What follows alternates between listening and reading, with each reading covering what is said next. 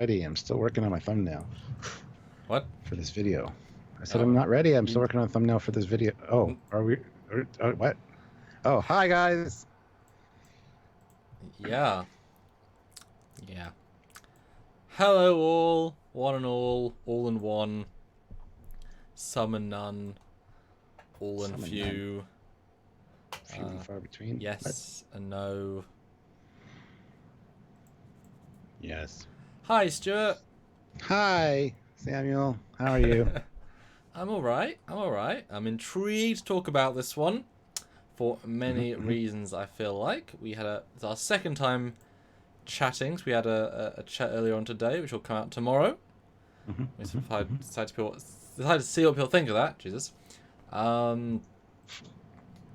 Just can't speak. My words, Stuart, they fail me. I know, man. It's all good. And if you see, guys, I did a special thing, sort of an executive decision, but I thought it would be fun. One thing that was told to me often about this episode, as in every time it's brought up, it's a shit episode.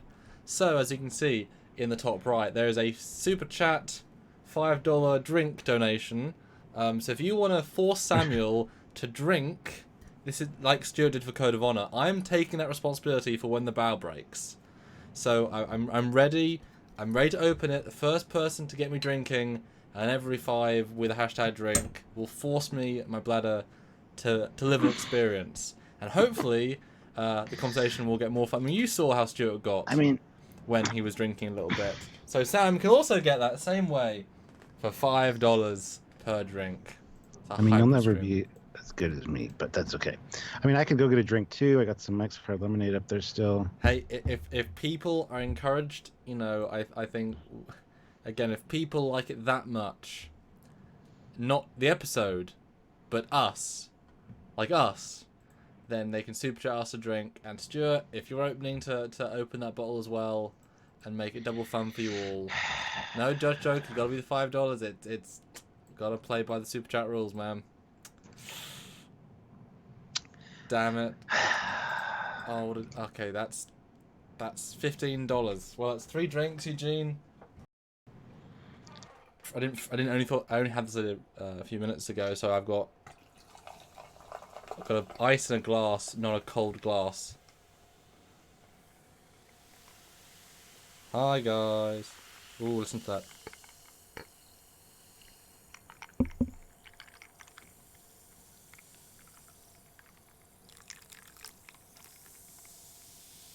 That is a great set of sounds. 1, 2. All right. Stuart, listen closely. This is some ASMR, which isn't for you too. I don't want to listen to it. How great is that? That's good stuff. Sam is thirsty, lol. I mean, we're going to Vegas. We need everything we can. We need to get prepared for Vegas, yeah. Well, Jesus, Stuart. You guys can ruin us at Vegas. You really could. You really, really could. Yeah, so I got Mike's Hard Lemonade now. I've got one of the black cherry lemonades, which is one of my favorites. Nice. And let me just do a quick Indiegogo check while we're live before I share. Let the people start joining us. To let my cider cool down a little bit. We are at... What? I'm just waiting for you. Oh. 55%. We got a little bit more, which makes us actually at the $12,000 of actual money that we're getting, $5,758. So almost 6,000, which is, obviously it says over 50%, but then all the fees and stuff. So that's why we're just telling you what we've got. Yeah. We'd love to hit 7,000 of actual money. That'd be brilliant. Then we definitely have 1 and a bit trips. We'll see. So go back to Indiegogo. See, I know you're waiting for the last bit. And then let me see what happens. But support if you want to. We certainly need the help. Yes. Okay, I guess I'll share. You can chat to the people. You share. Have you read the super chat yet? What, Eugene's? Yeah. Well, I started drinking, so you can. Oh. All right. I'll do that while you go and do your thing. So, guys, yes, we're going to be talking about When the Bough Breaks today, episode 17 of TNG Season 1. Before that, I'm going to read Eugene's super chat of 1,000 rubles. Thank you very much. I guess that's 3 drinks.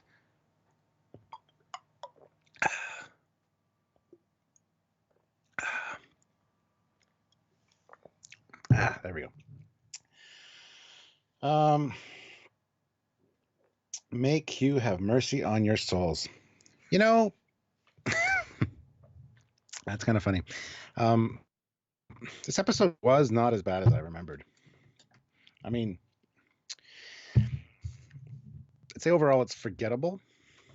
And that's the problem. I think a lot of people kind of forget what goes on in this episode. But anyway, Trekyards bar, yeah. Well, for the bad episodes, people say we should do this. So, I mean, Samuel made the decision. He messaged me about it. I didn't get the notification. Didn't read it because I ignore everything he does. So I didn't know to have a drink. So I also have a Stewart's Fountain Classics orange creamsicle as well, which is non-alcoholic. So anyway, but yeah, guys, don't forget about the Indiegogo. If you want to go grab some cool perks, there's many available still, including some Walter Koenig signed TOS Enterprise prints. And don't forget, if you want to support the channel, either hit the links down below for our Patreon or for or PayPal donations. You can donate via PayPal during the live streams as well. Just let us know in the chat, and we will get to it and read your comment that way. But yeah, other than that, just same old routine. If you guys can super chat, please do so. If not, that's perfectly fine. We should have a fun one talking about this one. Oh, Jeff is matching drinks with the boys tonight. Ooh, very nice. That should be interesting. Thanks, Jeff. But yeah, I was just about to say something and I completely forgot. 72 of you here. Make sure everybody subscribe. Make sure everybody clicks like. Click like on the video. Somebody complained on our last review. Somebody that watched it after the fact, not live. They put a comment saying, "For Christ's sakes, just get to the review." And yeah, I get that. If you're there just specifically for a review of the episode. However, a lot of people come for us to hang out and to just chat, and we like to let people filter in during the beginning of the chat. So I thought it was an incredibly rude comment to put on a video, but it's been taken care of, and yeah. So sorry guys if we talk too much, but we love hanging out with you guys and just chatting. So Michael Kellane puts in $7.99 Australian. Aldea Tech, not too far behind the Caretaker. Power to push the Enterprise across the galaxy. Might have been an interesting story for Voyager. Ooh, that's very interesting. Yes, there were a lot of similarities between the Custodian, which is the computer on this planet, and a bunch of other computers we've seen all throughout Trek, including TOS. Many computers in TOS. This had a very TOS feel to it for sure. But we'll get into that as we start the reviews. So Ian Warrender sent a PayPal, and he can't join us. So that's fine. Let's see what we got here from Ian. By the way, thank you very much, Ian. Hello. Ian sent $10 via PayPal and said, "So this was where, in my rewatch about 10 years ago, that the rose-colored glasses of TNG completely shattered. In just half a year, the kids have been nearly frozen to death, uncontrollably drunk, sent to a place where imaginations can kill them, almost executed for playing ball, and now kidnapped. Send your kids home." The ship is a great ship, but should be used for internal missions within the Federation, not the edge of known space. Very, very good point. Very good point. I took 2 sips for you. And Jeff Jacobs, $5. I'm thirsty, lol. Pay for 50. Fun chat, make Jeff pay. And also hashtag drink. So this is for you, Jeff. Oh, wrong one. Damn. Yep. Okay, so Stuart, 87 Yes. people watching. Please do join in and say hi. So yes, Stuart, what was your overall non-very long review of this episode? Yeah, actually, this episode is not anywhere near as bad as I remember. it's just somewhat forgettable. And I think that's why people kind of write it off as a bad episode, because to me it had a very TOS vibe to it. How many times have we seen computers that control, a race of people, and if there were children on board the Enterprise in TOS, this would have been a perfect TOS episode. Now, it could have still been. They could have been transporting kids for some reason to another colony or something. The kids get kidnapped. So for me, it had a very TOS vibe to it, which is generally good. However, this one, like I said, it's not as bad as I remember, but it's just ultimately forgettable in the grand scheme of things. We don't learn much about the kids, really. There's only like 6 of them, which is an interesting point, which we'll get to it as this goes along. But Wesley gets a good role in this, actually. I'm actually kind of impressed with Wesley's character in this one. And Beverly's not freaking out about her son being missing. Sure, she's concerned, but, so there's some interesting character things going on here. I'm not sure I'd agree with that per se, but yeah, it's funny. I went in very much with the lowest of expectations. As I said to you before, this was basically one of my rare occurrences of able to watch TNG for the first time. I remembered the actors, I remembered the girl, the main lady, the main man. That's it. That's all I knew about this episode going in, and just some visual elements. I was watching this for the first time, really, but you last time had said it's a garbage episode, so I went in thinking it's going to be rubbish, and so I watched them thinking, okay, it's a good setup. Okay. Oh, it's over. Okay, where's the garbage? I went in with, I think it's a really interesting premise. I said when I watched it, you couldn't make it today. The social social context of our society as kidnapping children is far more sinister. Whereas these people, they never play it for sinisterness. It's never once creepy, even though it could be, should be, contextually it would be now. It's played for a very innocent way. It's weird, it wouldn't be made now. It couldn't be made now. But it could be made in the TOS era, absolutely. The 60s, it feels like a holdover from Phase 2. Yeah, it definitely does. Just like you say, with children being moved around. So yeah, I mean, I think I was whelmed. You're just whelmed. You weren't overwhelmed. And I wasn't underwhelmed either. I was just whelmed. It was certainly nice to watch new TNG after, 28 years of it being existing. Yeah, that was nice. I don't think it deserves the rep it really gets this episode. Like I had kind of just pushed it away in my memory to like bad episode because I don't remember much about it. But it's just ultimately, as I said, it's just kind of forgettable. It's like there's a lot of wasted time in this episode, in my opinion, and it doesn't feel like it's a full episode.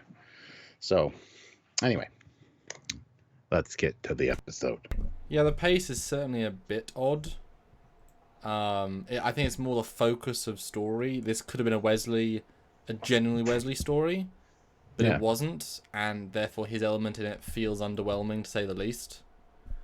It's a trying to do everything except give Tasha lines. Yeah, it's another issue with Tasha in this episode. It's like head of security has nothing to say about his massive security breach. Not one anything. Head of security. Have a thought about it, please. I know it's the writers, obviously, but, God damn it, Tasha, please say something about the stolen children. Yeah. Well. Anyway, yes, let's swap from Thunder to Premiere. There we go. Okay, so. Off we go, Stuart. And like we said, $5 super chat. # drink. You're making us drink. We've got some booze. Make us drink. Yes. Having our workout. So it starts out with a nice shot of the hallway and lots of people milling around doing their thing. And a kid running around bumps into Riker. Nice derp face on him when he hits him, by the way. I love how Riker basically knows everybody on the ship, which is fine. It's his job. That is more his job, yes. I have no issue with that. The kid's name is Harry. And then his dad comes running around the corner, Dr. Bernard, who later we find out is an oceanographer, which is a great little thing on the Enterprise D, because as we know, there are the cetacean ops, which with the dolphins, and that works out beautifully, actually. Well, that explains how he would do a dolphin so well. He just goes talks to the dolphins, on a cetacean ops. Actually, exactly. You say that, but it's different context, that doesn't it? He just goes and sees the dolphins every day. They're his friends. Yeah. But anyway, the kid's running away, doesn't like his teacher, and won't go back. He doesn't like calculus, and I don't blame him. I hated math. And the father's like, "You have to go do calculus. It's part of your learning." Side comment: Christopher Rowlands. We get it, Samuel. Tasha sucks. No, Tasha doesn't suck. I have nothing against Tasha or the actress. I like them both, actually. It's just the writers' utilization, and they're actively not using her. At this point, it's clearly not. We don't know what to do. They're just not using her. She's remarkably underused. Yeah. They knew she was a mistake early on, and that's sad, because if we both wrote these, we would utilize her skills properly. So there's nothing about her. It's fine. I wonder if that's part of these episodes being a holdover from Phase 2.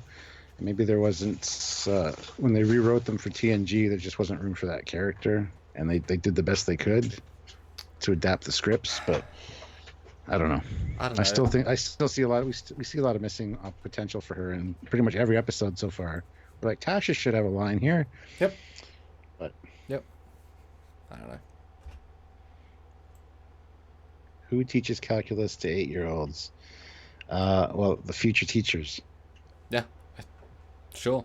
Teach them quantum mechanics at 5. Why not? They're future people. Yeah. So a couple of quick thoughts. I love this shot of Riker, because there's a full ceiling, which means there are 360 sets. As soon as you walk in these corridors, you're there. And you never get a full sense of that, but I love that. I mean, in terms of immersive, you're on the Starship Enterprise. This is why the TOS Enterprise was always lacking a little bit. You could never shoot up. They do a lot of shooting up in the show, and it really benefits. I don't even think... No, Voyager had some... Yeah, Voyager had ceilings, but it was not regular time. Also, we have quite a lot of skirts in this episode as well. Quite a lot of females in skirts. I think 3 or 4, which is cool. Which is perfectly fine. Also, last note on that, the guy has a tricorder. Which guy? The guy at the start. It's just, I think it's a bit odd that he was given a tricorder prop to run after his son that ran away from school. And just tricorder with a specific gear. It just seemed odd to me that why did the props give him a tricorder? Maybe he's using it to track his son. Okay. But you know what I mean? As like every choice on film is a choice. Yeah, small absolutely. Thing. So we have 3 super chats. First one is Andrew Sepp, puts in $2. Another episode that screams 80s haircuts. Yeah, one in mildly particular. so. One in mildly particular. So. If it's the Padawan one you're thinking of, I rather like that one. one. And it's not 80s. The Padawan one? We'll get there. Oh. Jeff Jacobs puts in $5. 50 likes already. Awesome. Again at 100. And of course, drink time. Thank you, Jeff. And Brian Straight puts in $5. Father, everyone needs a basic understanding of calculus. Me, do they? Hashtag drink. Yeah, no, they don't. You realise after you leave school, which obviously for me was earlier than, or was more recent than you, that, you don't need most of the higher end skills that you're taught because they're not actually useful. It's just a broaden your mind rather than actually teach you skills. Yep. So Riker limps into and off of the turbo lift, and quite an interesting limp actually. Walks onto the bridge and it's stated, "You're limping." Oh, I ran into I forget what he said. Kids. Just no. Kids. Yeah, a young runner, he said, or something like that. But there's an interesting mystery. They've been tracking faint energy readings, and the trail has now stopped. And this, I think they didn't know what they were doing at this point. They're like, you should be happy about this, Riker. And it's like, oh, we're in the Epsilon minus system. Yes, sir, I am interested. Aldea. It's like Atlantis, a centuries-old advanced civilization. Well, there's probably thousands of those that you've already encountered. We had one in season 1 already. You went there. Yeah, yeah. But no, it's like Atlantis, so it's like missing, you know. So, but a centuries old, very advanced civilization. It's like really, because like the preservers or the whatever are like, yeah, forever old. And anyway, it seems like they did a bit of a twist here. Instead of Picard being interested in the archaeology or the history, they've thrown it on Riker, and then it didn't really stick to him so good. So it transferred to Picard later. I don't know. It just seems like kind of out of place for this. Well, it could have been Tasha. Like, when I was alone on my planet, I read the stories of this place, I thought of how better it would be. I mean, instantly... I wanted to be there instead of getting rape gangs chasing me, yes. So instantly there's a better connection there. And it's... Did he... Because they say specifically we don't know this planet's a legend. And we never found it. Surely the implication is, why would they think it was in this system then? Like, if you notice in the system, there's only so much. Like, you can scan a system relatively quickly. And if it's this advanced, this cool... And they just happened to... It just felt about one of those classic, like... I was just talking about you. Oh, hello, you just walked in. What good timing plot. It's kind of like, this thing. It could be this.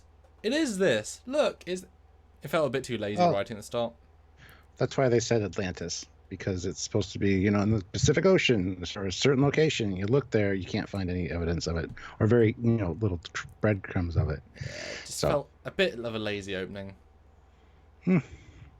But anyway, the rumor is they're able to cloak their planet in complete darkness. Dun dun dun. Well, since no one's ever seen them, I don't know how the rumor would start, but... Well, it's a myth. It's the same way with Atlantis. Nobody's but it ever starts seen somewhere, Atlanteans. and it was completely right. Yeah, so, but it could have been like somebody like Homer from the Odyssey who was talking about Atlantis because it was in his story. So that's where the myth comes from. Nobody that's alive has ever been there. But there's stories that have been passed down. That's how myths happen and legends. So, and of course, something's wrong because Deanna Troi is sensing thousands of minds.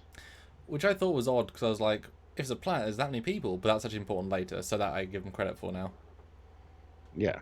And then it decloaks with a Romulan decloaking effect. First time we saw the wobble.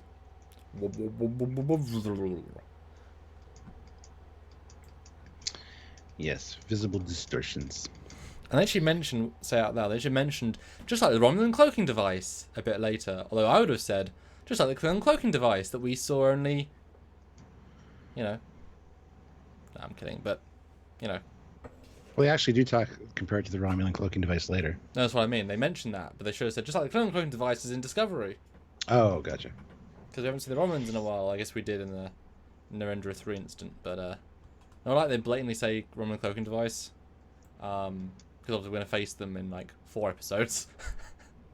Yeah. I never saw this episode, so that was like, ooh, that's foreshadowing. We should have some foreshadowing, which is nice. Yeah. So, they are hanging out in orbit of this newly decloaked planet, and they get an incoming message from Rochella. Welcome to Aldea. Aldea. Aldea, yeah. And there she's got the Padawan haircut with the little braid on the one side. She looks great. No, she's absolutely adorable, yes. It's good costuming as well. It's like... Yes. Characterful. Yes. But she's an absolute hottie, if I do say so myself. So. But anyway, yes. Welcome. And we'd like to talk with you. We have something important to talk with you about. So, and then all of a sudden they appear on the bridge. Well, it's like, can we come aboard? And he's like, yes, sure. Oh, hello. Now I assumed, oh my god, with their shields up, but they say later on, raise shields. So I guess they... Yeah. I thought it was through shields, but it wasn't. Well, they had no reason. Yeah, they had no reason to have their shields up at that point. So. Oh. Yeah. And I love how immediately Dr. Crusher's freaking out about decontamination, and they didn't come through the biofilters of the transporter. And then we hear, you couldn't transport us anyway. Our way is the only way because of our shielding system. So, and then the guy's freaking out. And he must be from the universe because their eyes are very sensitive to bright light. Yes. Yeah. And I will say I really like this bit of build-up. It's got a fun pace.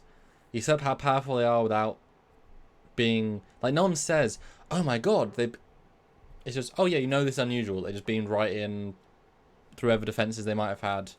You know? It's a good, subtle build, or gentle build. With a lot of the crew just standing at the back, not doing anything.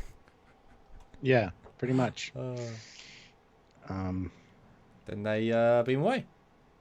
They said, yes. we want to talk to you guys, but come down to our planet. We'll prepare for your arrival.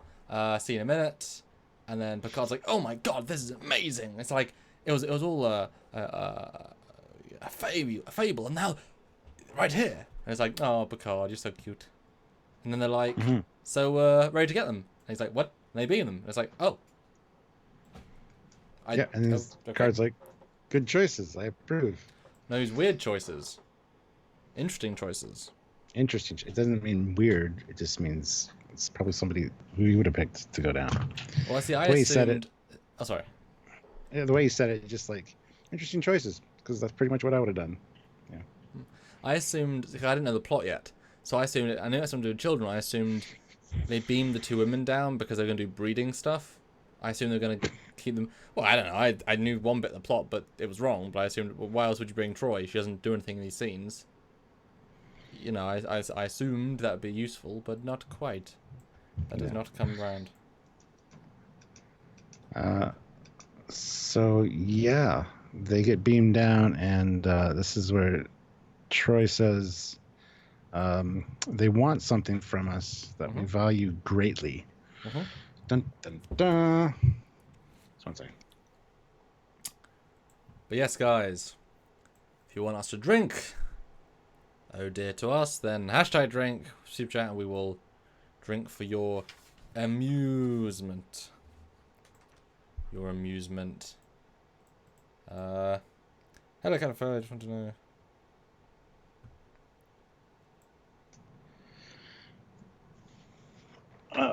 Matthew Hill. Hello, Captain Phil. I just want to know if you know anything happened with the Picard show. Coming soon with the future. Lots going to be announced at San Diego Comic-Con and Vegas. So stay tuned. You'll know real soon. Yeah. Real soon. So this is actually a pretty cool scene where they're scanning the ship, and they like scan everybody, and then they focus on Wesley, and Data's about to reach out for him, and Picard's like, "No, don't touch him." Oh no, she does have some lines. She does have a line. Okay, good. Few. Who? Tasha. There's a close-up of her, so she must say something. I completely don't recall. Yeah, that's her saying anything. But you got close-up, so she must have.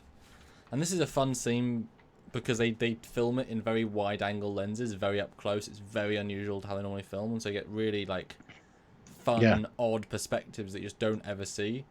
I mean, look at this shot of Data. Weird. Yeah. But it's cool. It gives the director knows what he's doing. Yeah. So then the scan's over, and he goes up to him and says, "Are you okay?" "Yeah, I was scared at first, but then it was fine." And then Worf's like, "They scanned all the decks. They focused only on the children." And that's when the story starts to go, uh-oh. And it's pretty early on. Like, we do hit into the main plot right at the start, and then let us sort of dwell on it a little bit too long, probably. Yeah. And Doug Adil puts in $10. Full spread. Hashtag both drink. Thank you very much. All right. Nice. So now we are down on the planet, and we're getting the full story now. But they are not aware of the things that went up above, so they're all like casual. No. It's like, oh, hey guys, yeah. Find out they have no children there, and they propose a trade. We need some of your children. We will give you information that will take you centuries to acquire. And I love how Riker's like, right before that, he's like, how are we going to help you with your children and teach them your traditions?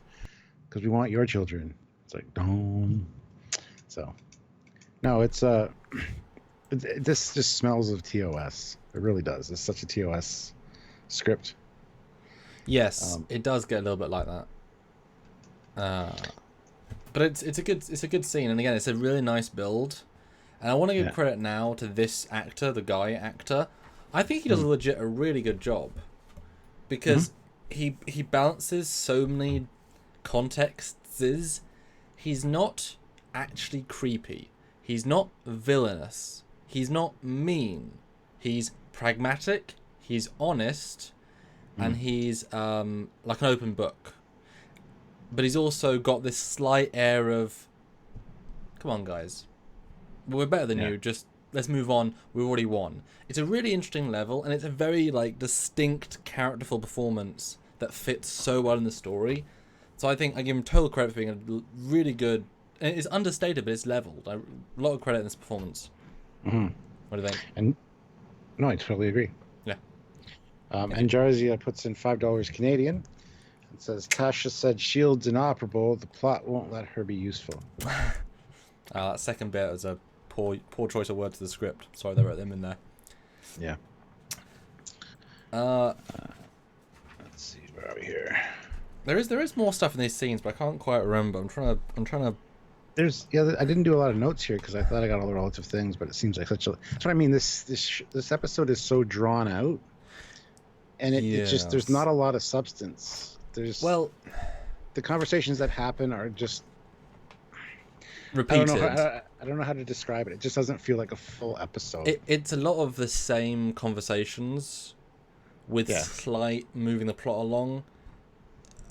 Yeah, I enjoyed the episode, I'll be honest, but again, I also watched it for the first time, so I had the genuine mystery factor, so I didn't have the knowing what's going to happen factor. There must be some other things here that, although I guess it's worth mentioning for a second, we sort of blaze right by it, but this planet has a complete planetary shield and cloak, which both run at the same time. Logically, otherwise the cloak would be pointless. That tech is never seen by any other race again. No one, if I'm right, Stuart, no one's ever cloaked a planet in Trek before or after this. This is actually a unique thing. I thought there was at least one or two instances of another cloaked planet. I don't remember any. Guys, do you know? 'Cause I thought it was quite a special thing. When I was watching that, I was thinking that I'm like, we're going to see this technology at least once or twice more, but I can't remember.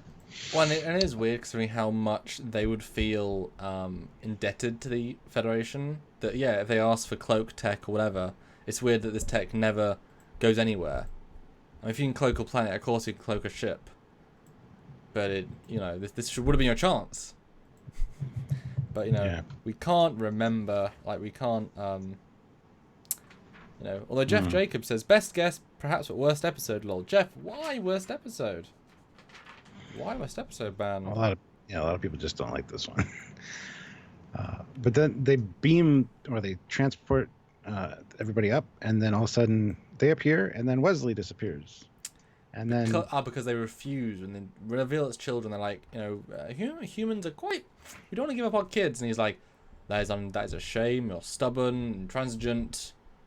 Yes. Bugger off, or take them anyway. And then you see 5 other kids disappear. Love how it's only a select few kids. Yes. Which they explain later. These are the most gifted, most talented, best futures, I guess. And it's funny, in this classroom scene, all I was thinking is, it obviously is visual effects, but I kept thinking, perfectly timed, each kid goes, so they're being given a cue, a verbal cue. All right, look to position 1, position 2, position 3, as all the VFX happen. But I assumed all the kids would go, and I only got that halfway, and it's like, but you need kids. Talented or not, why don't you want to repopulate? Take all of the kids. Why? What? That was not made clear until later on. Yeah. So it's still children, and then let's see. I got a lot of Anyway, the next note is the custodian indicated you would be the leader, Wesley. So, I mean, that's after down on the planet. But this is the whole, what are you doing to our children? Well, you guys haven't been cooperative, blah, blah, blah. When you're ready to talk, yeah. And yeah, then they come in and go, Wesley, the custodian said you would be the leader. So, and they know everybody's name on the Enterprise, and they're like, how do you know our names? This is something from earlier. Oh, we've been monitoring your communications for quite a while now. And then later in the episode, they actually send the Enterprise 3 days away, and they can still contact them visually as well. So it's worth pointing that out, that they got quite a range for visual Well, when we get there, let's talk about this tech, because it's like, seriously. Mm-hmm. So when we got to this bit of the kids, I thought, wow, I guess they beamed different groups of kids in different rooms. It's weird. That's what I thought. These are the actors they could afford, is my thought. Because it's like, come on, guys, you need kids, steal them all. Seriously. Please, like, be logical. But only the talented ones. And the mums, well, the lady's so enthusiastic as the kid's like, hello, and she's like, mine. Yeah. And this is cute. It is a cute little girl, I gotta say. Well, hired for the cute value. This is the only bit of the episode I had any memory of, was these two, like, weird surrogate, like, stolen lover-dovey. That's the only thing I remember of this entire episode. I don't know why. Everything around it was new. That's what I mean, like, by saying it's forgettable, because so little happens, really, in the story, that when I started rewatching it, I remembered the faces. I remembered, what was going on, but then I didn't remember how it got resolved. So I don't know. And going into it, I was like, yeah, that's where the kids. I remember Wesley standing around with some kids. That's all I remember about this episode. So I don't know. It just something about it. It just feels hollow and just not forgettable, or not memorable by any means. And Dan23 says, Trekyards. DS9 had a planet that appears and disappears for different amounts of time. Not the same as Planetary Cloak, though, Dan. Completely different. It's not. Yeah. The game Bismarck says, ooh, it's TNG. I'm out. Weird. Okay. Sorry, Game in Bismarck. 17th of these, but okay. Yeah, exactly. Conference room for all these parents, 2 of which are actually actors, because only 2 could speak, apparently. There's a rule in Hollywood, if you give them one line, you have to pay them for actually an actor rather than a extra, and so you only pay who you have to. And I think this is what the 80s hair. This lady has the most era non-appropriate hair. I don't buy for a second that Starfleet regulation hair. It's so, it looks so out of place for me personally. This woman just looks like she's been pulled off the real life 80s as was actually in Starfleet. It just almost made me like laugh a little bit out loud. Like, that is not an appropriate hairstyle for the Federation. It's not what we never see this hair. It's just not the style of we see it quite a few times in TNG for sure. I mean, when we get there, show me. Yeah, it can't be any worse than frickin' beehives from the 60s now. Come on. No, but I don't even know those from the period, so they're only TOS to me. Like, they have no context beyond that. I don't know if they did at the time, but I just think she really stands out as like, come on, comb your hair, please, or whatever. No, I disagree. Yeah. But that's okay. Yeah, and we find this. Picard ends up saying, the Enterprise will not leave your children behind.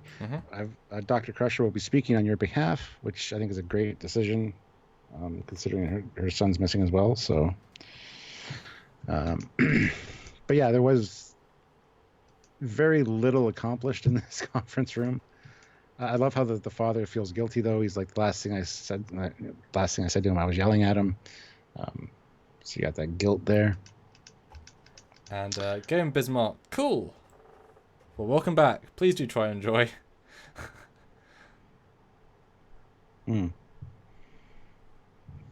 Nice.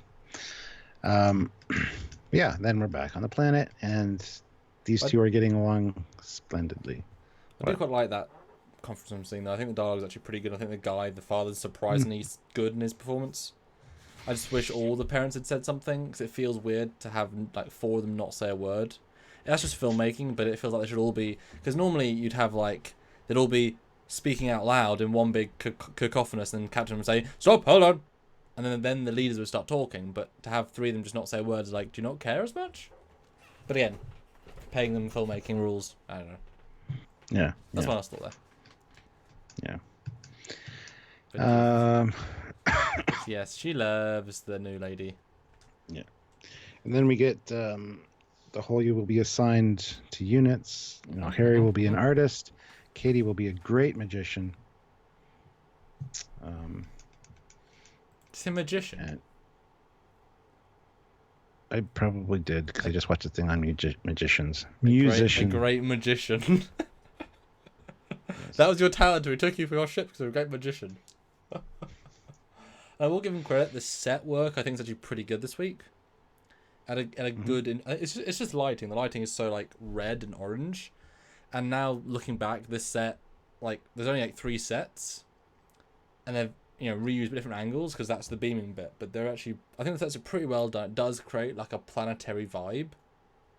I think, better than like Datalore, his lab, that had basically nothing actually distinctive. It was just like grey walls. This has I think a good vibe. Yeah. So they transport out or teleport out, whatever they want to call it, with Harry. He's at his new family's, and then this little girl gets to go with this old man. Best magician on the planet. Which at the time I thought, wow, why isn't she assigned to a younger couple? Yeah, sure, he's probably like a very talented musician and is a good teacher, but that's kind of creepy. The old guy gets the young girl. And this is the thing, contextually, when this was made, it was just, well, why would he be? There's no reason to assume he would. Now it's like, but at the same token, it's like there's no more of them now. You know what I mean? They're always bad people. You didn't necessarily think about it as much. But it's like, no. But yeah, so you wouldn't make this now, or it would have a totally tonally different structure. You can make it as not light-hearted, but this doesn't go as dark as it deserves. Yeah. And they tell Wesley, you're the leader. You must make the transition easy for them. That's your job. So that's the only reason you're here. You're not talented or special. You just need to take care of the other ones. That's what it seems like. They never compliment his skills. We know he's special and all that, but it's like your job here is to be the leader. That's it. Make the transition easy for them. It's like, okay. Well, yes and no. I think Wesley is honestly one of the biggest problems this episode. If you're happy for me to go into my rant of him now. Sure, go for it. So Wesley has been set up as a genius. Like uber genius, even a multi-dimensional, multi-timeline creature says a genius. Great, Da Vinci, awesome. So he's beamed down, he's presumably the most genius person on this ship in terms of a child. Great, although he's not really a child anymore. He's at least 16, 17, so he's basically coming out of that, but whatever. And we're giving him quite a bit of time, so surely he should be one of the primary story characters in this episode. And again, I'll skip a little bit some story beats, but he's given access to a computer, does nothing with it. He puts the kids on a hunger strike, doesn't really lead to too much in the grand scheme. Just sort of sits there and says don't eat. In terms of a genius character with amazing science abilities, his plan is don't use the planet's technology against them and just go on hunger strike. He's not very in character. He's not very interesting. His acting. I'm sorry, Will Wheaton, you're a decent dude. Your acting this week is so plain. You bring nothing to it. What was my line exactly? Wesley is not giving us anything. Not intriguing. Not interesting. Like, he's just not. Like, there's no point to have him if you're not going to bring anything to it. Whereas normally in a story you'd associate. Okay, there's 2 stories. There's the Wesley story on the planet where he's the resistance trying to get them out. He's learned the computer system. He's finding a way out. Great. Then the higher story with a negotiation. But they keep fluctuating between mini stories that he doesn't get any time to focus on him, and the setup stuff he gets, which is the computer stuff, isn't paid off really at all. So it's like, what's the point? Really poorly done, where it should have been easy to do. To the point that he just feels a bit redundant, and again, ultra plain in the acting department. Really lets himself down this week. Yeah. Going back to the computer thing, I thought the same thing. You're smart enough to mess with all the computers on the Enterprise and do all these experiments and stuff. Maybe he was just biding his time trying to figure out how to do it. Because he said he did. They got like 3 days that he's been there, so Well, he started at the end learning of the this, computer systems, but then he didn't help them at all. But do you know what I mean? Would you agree how he seemed very lackluster? I kind of, yeah, Do, I can see why you're saying that. I mean, It's kind fight of for him. Seriously, I want to hear it's your out of side. character for him. I'm not gonna fight for him. It's Wesley. He's kind of out of character. I do like the idea of the hunger strike and just passive resistance. I think that's a great way to handle it, considering the situation they're in. So I kind of like that, and the fact that he was smart enough to do that at least, because he doesn't seem like much of a people person. True. Most people like him aren't. But how well does he know these kids too? Like, do they look up to him on the ship, or? Well, that's the question I Um, had, because as soon as they beam down, the little girl's like, Wesley? And I'm like, he's like 17. He doesn't go to school with you. Like, does he just know all the kids? That's weird. Probably. Why would he know? Like, he's only been on the ship less than a year. I don't think he's going to share any classes with the 6-year-old. I don't think he's going to go to play school. Like, there's no real like if it was an older kid, like like Icheb and all the Borg children, they had a real reason to know each other. Blah, blah, blah. I don't know. Just this episode wasn't given like a refinement pass.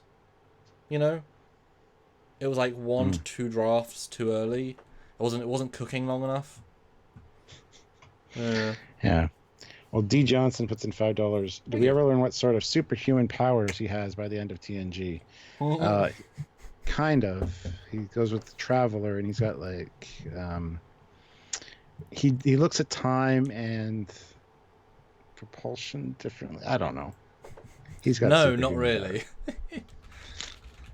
It's unfortunate. powers. It's never clearly stated. No. Brian Straight puts in $5. Thank you. Wes should have asked Custodian. It says, I've been broken for centuries. Why else do you think it's okay to be doing this instead of fixing the planet? Or you've been broken for centuries, I guess. Well, that's an interesting. Yeah, question. he should have pulled a Kirk on it. Is it Yeah. basically talk it to death? Find a way to like have it think it's doing the wrong thing and overload itself. And again, it was a weird. What's the word where it's where they give you something that you never pay off? Don't know. I don't know. But Anticlimactic. No. Like a rabbit chasing a thing and then it doesn't lead anywhere. Wild goose chase, maybe something like that. Anyway, like Yes. again, the setup for the computer, like it can talk, it knows everything. Doesn't really use that, and obviously the quantifier is yes, he does ask where the children are. But then, if these people really wanted to force the children apart, they would just do that. So they weren't actively keeping them apart, and again, that was really set up to be a thing. Like you said earlier, though, there's not enough plot, so maybe they filled it with some stuff. They didn't want to add another act, another bit of story, so they just filled it with, why do they go talk to the computer really, when him talking wasn't important? They didn't need that, I just assumed there would have been more with him doing something with the computer because he's such a whiz with that kind of thing on the internet. Because you're right, so. you're right. Hunger Strike is a good idea, but he's the genius. He should have solved it with science and smarts, and that's his one thing, and he didn't use it. Yeah, Just a missed opportunity. And Jarzia puts in $5 Canadian. There was a scene in Journey's End where the Traveler claimed he stopped time. Yes, this was the Cardassians and the Native Americans on the planet. Oh God, yeah. Freezes time and walks right through the beam. Yeah. I have unpleasant memories about that episode. Yeah. Any comments that we missed?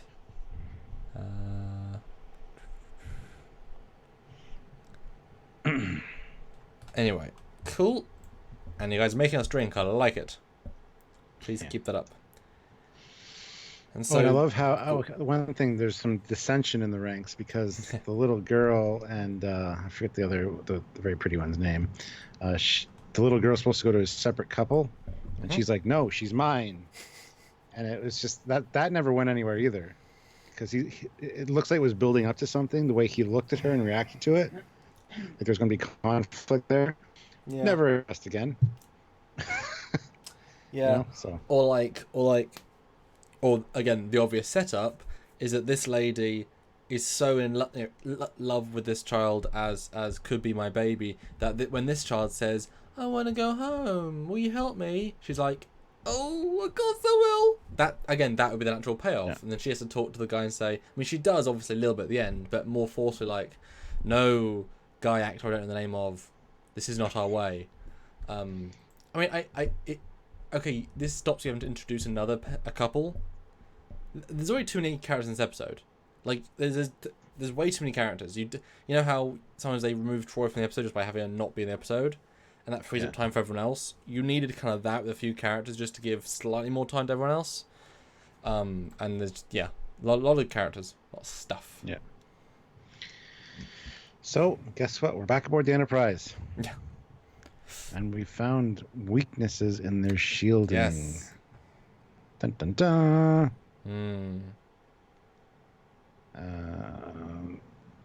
Oh wait, hold on.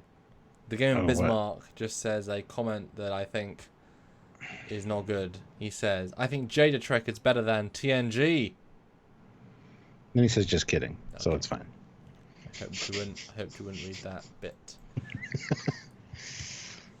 Yeah, because that's just wrong. But yeah, so we're also going to try to replicate their transport device, their system. It'll just take a long time, so we can go right through the shielding. I do like that science approach. I think there's a lot of good ideas in this episode, considering this shield's been on for so long, it's degraded a bit, and they're so confident. How could they beam through? But yeah, it makes sense. Although I wish they'd said one line of, if we beam you in, we can't beam you out because we can't, we don't know when the next phase will happen. There wasn't quite enough risk for them going down, and we'll get to that. I've got another problem with that later on. But yeah. Yeah. Picard also points out that he's got to keep them talking. Yes. So that they don't lock us out and disappear like with the cloak and have no chance. Well, it's funny because I thought, well, if it's a cloak and a shield, couldn't they still fire torpedoes and hit the shield? Like, if you can find out where it's being emitted from, sure. Well, no. I mean, the planet's still there. Like, you can still shoot weapons at it. You still like to say they're gone forever. It's like, the cloak wouldn't disable the sensors, would it? Would it? I don't know. The sensors didn't detect the planet when they were sitting right there. So who knows? True. I guess they are implying it's really advanced. Obviously. Yeah. I like that. It's like, because they want to negotiate to give them something cool. Whatever you think is a good trade for the 7 kids. We'll work something out. And he's like, well, I can't negotiate, but they talk about that later. We can share information from the galaxy that you don't, from parts of the galaxy you don't even know exist. Which is interesting, because it means they must have been a very warp-capable, travelers at one point and came back home and stayed. Would love to see their starships. Would have been fun. Next, we're introduced to the custodian computer. Very TOS, Stuart. You must have felt right at home. Yeah, absolutely. Quite a few episodes of TOS have this computer that rolls over these people. But she adds Wesley's voice with 3rd level clearance, so probably not super great clearance. But I'm like, that gives him an in. He can be able to talk it to death like Kirk does, or find a way around the systems, just whatever. It never goes anywhere. It's cool and it's a fun lead up, but it's not quite as interesting as it could be. And we find out that it was built by the progenitors hundreds of centuries ago, and that it frees us of all burden, does everything for us, and it regulates our lives so that we can just go about and do what we need to do, and focus on our skills like artist and musician and all that kind of thing. We don't have to worry about the day-to-day grind. And again, super TOS feeling. At this point, you kind of realize that they were advanced, but they're just chillaxing, chilling out now. It's one of those classic ones of complacence and just happy day to day. Because why do we need to solve any of our problems? Just ask the computer. And then you assume, Stuart, by the nature of storytelling, well, the computer's doing something bad, isn't it? The computer's malfunction. No, it's fine. Yeah. Nope. Completely flawless. Well, he asks, "What's the power source?" I don't know how it works. She says, Yeah. "Oh, well, if you don't know how it works, how can you repair it?" From time, every computer needs some kind of, even custodian needs some kind of maintenance or repair. And then he goes on to ask, "Show me Harry." And you see Harry like using a tool to sculpt into wood. And I will say that effect is awesome. Yeah. That was really well done, actually. I give absolute credit for that. Very, very well done. Yeah, and we're not turning him into a sculptor. He already is a sculptor. We're just helping the tools, giving him the tools to develop faster. And then he says, "Show me Alexandra." And she's like, then show me Mason. And then she says, "Stop, custodian." That's it. Then he's like, "What's in there in the other room? Is that the power source?" "I don't know." It's like, okay, well, we got nowhere. Thank you. Yeah, I figured he'd try to get into the other room to find out if it was the power source at some point. So later, when he comes back into the room to find the location of all the kids, I assumed he was going to, try to get into the power source, see what makes this thing tick, because that's what you think Wesley would do, right? But no. I mean, it's a setup for Riker, but also it didn't need to be. Yeah. They could just find it. It's strange. Is there a super chat, Stuart? Before I comment on my thoughts? Super chat. Is it more than $5 so I can take another sip? Yes, it's £6. From Joe Grimes. Thank you, Joe. Been away at a festival, missed the Binar episode. Ooh. Just caught the end of this one. Held captive by Mark Twain. Tisk tisk. He does that. We've still got an hour left, so you caught the middle. Welcome. And obviously go back and watch the Binar live. Not live, but I mean go back and watch it at your leisure. It was a good one for sure. So two quick thoughts. First, I like the interfaces. They're pretty good. I like the implication, and we see the musical and stuff in a minute with the instrument, that this, I mean, because these guys are so advanced. I mean, the implication is they're so far beyond Federation tech, where nothing is, Federation have it all, but these guys have it all, then some. There's no level where they're not winning. So these tools are fun because the context that I'm sensing is that each of them use thoughts to help craft what you want. So as he's, he doesn't have to manually saw anything. He's actually just using his mind to see what he wants to look like, and then it crafts it, which is a really cool, in such a small piece of tech, that's a wonderful thing, and same with the music later on. So it's, again, very apex of tech. And of course, we have these floating shapes, which is very early actual CGI. It's kind of thrown in there. Be very hard to do practical, and it's actually pretty decent. It's simple as all hell, but good for them for trying. Yeah. Although her talent is making shapes. It's not quite the same as the other ones, but I guess they couldn't give too much to the little girl. It's like, what are your talents, little girl? I can act. Can you though? Yes. Yes. Then we are back discussing whatever. Oh, this is, yes, Beverly and I we're ready to go down. Are you ill, Captain? Well, Starfleet Regulations 6.57 requires a senior staff officer be present during any treaty or contract negotiations. Oh, well, very well then. She can come down. And Dave's like, I'm not familiar with Regulation 6.57. It's because there isn't one, Data. Oh, all right. Yeah, they have fun with that line. Yeah. No, so it's a good moment. It again, Picard is given this reputation for being the stern, bad at children, aggressive. No, stern. He is not. He has fun this season. He has. Seriously, dispel the myth. Watch these episodes. He is. I mean, yes, he's slightly less friendly than other seasons, but boy, he's not what you think he is. Yeah. Reputation is far outstretched. Yeah. And Jarzia puts in $5 Hmm. Canadian. Speaking of Mark Twain, Jerry Harden, main Aldean dude, later plays Twain in Time's Arrow. Oh, that's the same actor? Holy hell! Ooh, Wow. interesting. Wow, that Yeah, I wasn't. can see it now. I love when things like that, become realizations. You're like, oh yeah, I can actually see that now. I mean, they certainly changed his look enough. Yeah, yeah. And Cool. Jaddock Productions puts in $2 Australian. Oh, thank you. Hey guys, love the stuff. Please keep them coming. That'll be Joseph. So welcome, Joseph. Howdy, howdy. I think morning for you. No. Uh, Oh, later. I don't know, 16 hours ahead. Bradley Briggs, Magic Green Lantern carving tool. Yes, that's a great analogy. That's fun. That's fun. So they beam down, and then This is the kind of point that they're recycling their own plot, because this conversation has had 3 to 5 times of. So let's negotiate. Well, we want the children. No, we can't give the children. Let's negotiate. Yes, let's negotiate. Yeah, it's the same conversation, just written differently. Yeah. Because he starts out, before we begin, we want to see the children, make sure they're fine. No.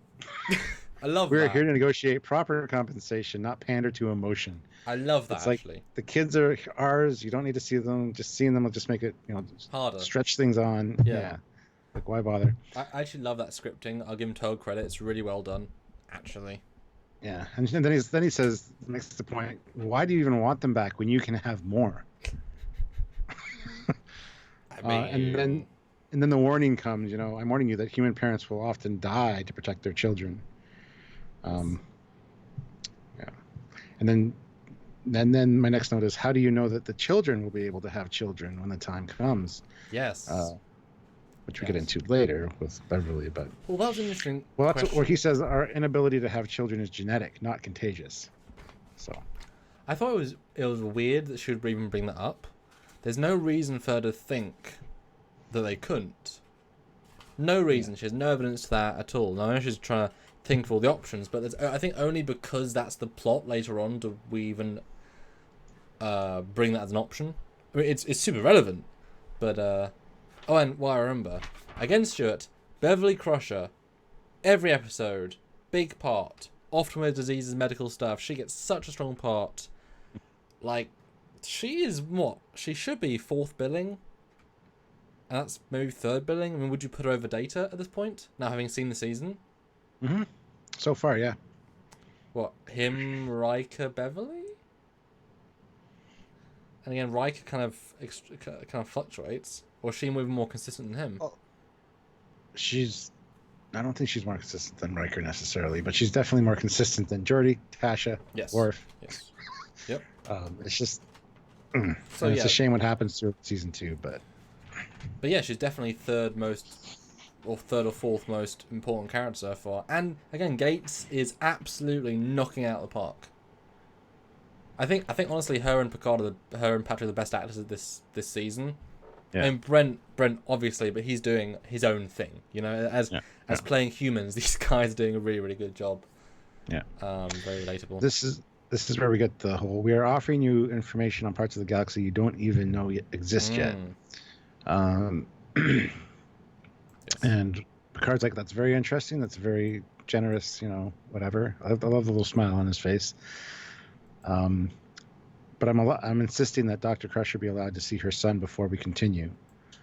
Yes. And he says, you are a very stubborn people, but that too can be a positive trait. So again, I think that worked out really well with the way that he dealt with that.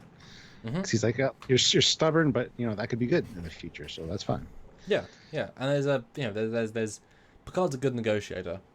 He does know how to kind of work his way into things. And quick comment from Christopher Rowlands. Again, Samuel, we get it. You think Crusher's a good doctor. I mean, I don't know who's been here at other lives. I'm just saying it in context. Yeah. Good, not just good doctor, good character, good part of the show, good actress.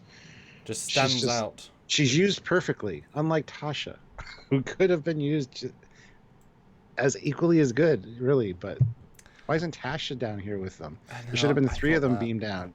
Security to keep Captain Picard safe. Not that they would do anything to Picard, but because it really is. where security is fundamentally super important. It is very strange not to have security even really have any sort of thing, you know? Yeah. But this is kind of an odd scene. Where was he's like, we've been assigned to our units. They're like families. They're treating us like gods. Yeah. And then the stupid handoff of the medical. We see her pop it open in her pocket. And then the stupid handoff of the scanner. And then he's just like behind her. And you have to be blind. I know she's old. But you have to be blind not to see him, like, I don't know. This scene is a combination of clunky and lazy. Mm-hmm. Because I instantly saw, why the hell's the tricorder out? I was like, oh, that's why. Yeah. Although I like it sort of like one continuous shot. I also think that because, think of this kind of like in a TOS context, these people have never wanted for anything, never had any struggles or conflict or whatever. And so she's not particularly honed in the art of anything, except her one skill. So, luckily they'd put on silent mode, because these things go, thank God, put on silent. Oh, is that doing really? She'll be like, what's that? And over there, and that. But yeah, it's a bit daft. And honestly, I would have thought, and jump in if you think I'm wrong, don't you think they might have said yes just to be scanned normally? Like, if they'd said, we want to prove that you're not going to give a disease to our people, kind of scan you, they'd be like, fuck it. Yeah. We just want to make sure that there's nothing contagious that can be harmful to the children in the future, because you're counting on them for your future. So let us just do comparative scans between your physiology and ours, so there's no problems. Sure, go ahead, scan away. It's like, you don't have to be so use subterfuge to get it. It was played for sort of comedy, and Dan Timothy does say in Voyager there's an episode where the Doctor uses one of the middle scanners behind someone without them knowing, but then they realise there is. Yeah, it's kind of like, you don't see it until you do, but it's just a little bit of a silly. One, but I think they knew that. Yeah. It's kind of like anyway. Blink once if you're in trouble, or cough once sort of scene. Yeah. So they're off to the Enterprise, and then he's like, oh, by the way, guys, I want you to know the nature of your choice. Here's a small demonstration of our power. This thing comes around from the other side of the planet, and then you get this shot, which they use countless times, of the Enterprise being hurled through space, which is fine, I guess. And Geordi's like, whoa, with his visor. Not sure why that was in there, to be honest. I don't either. Anyway, they come to a nice stop, and what was that? I believe it was a kind of repulsor beam. According to my calculations, we are 3 days from Aldea at warp 9. And I'm like, oh, by all means, then engage warp 4. Is what I thought. Yes. And then he's like, warp 9. It's like, oh, thank God. Is that the first time I've even heard them say warp 9? I don't know about that. I feel like, well, in this season, I feel like. I actually love this moment to bits, because you're right. The editing, I think, this episode is quite strong overall. Beams them in, and then instantly he recalls them. He's like, oh, by the way, I love that context. Like, I just saw you 4 seconds ago. I'm already recalling you. I like that. I think it's just kind of like the power play is so in your face. And then I'll be honest, in my memory, this Flung Away was actually made for the Borg episode. So I was like, it was made for this episode? Oh. Yeah. So well, I mean, it gets used a few times during the course of the series. Well, damn. Although, the lighting of the ship doesn't quite work, does it? If you look at the planet, where's it being lit from? I mean, it's a great... I mean, at the time, this must have looked really incredible. Because it's quite an intricate little effect. Yeah. Yeah. And it does look cool. And then the warp 9 thing is brilliant. And the fact they communicate to them, like I said earlier, that's a hefty thing to do. 3 days away. And I love what he says. He's like, If you don't accept our terms, the Enterprise will Yes. be pushed so far away that by the time you return, Love your it. children will be grandparents. Love it. Does this thing tie in with the caretaker at all? um, That would have been I very forget. cool. Somebody early on when you were vamping when I was vamping, sorry, did a super chat. Michael Kahane said, Aldea tech not too far behind the caretaker. Power to push the Enterprise across the galaxy might have been an interesting story for Voyager.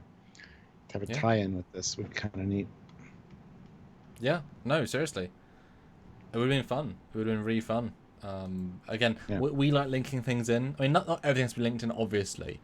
But when you have ultra ancient races, the caretaker ray would have made so much sense that they were a branch of this race that split off 5,000 years ago and they evolved differently.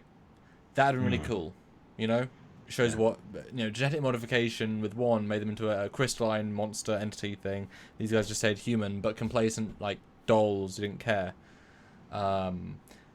It's actually just a good scene. And again, his tone is perfect. It's not mean. It's not particularly aggressive. It's just so matter of fact. It's matter of factly, yeah. I love it.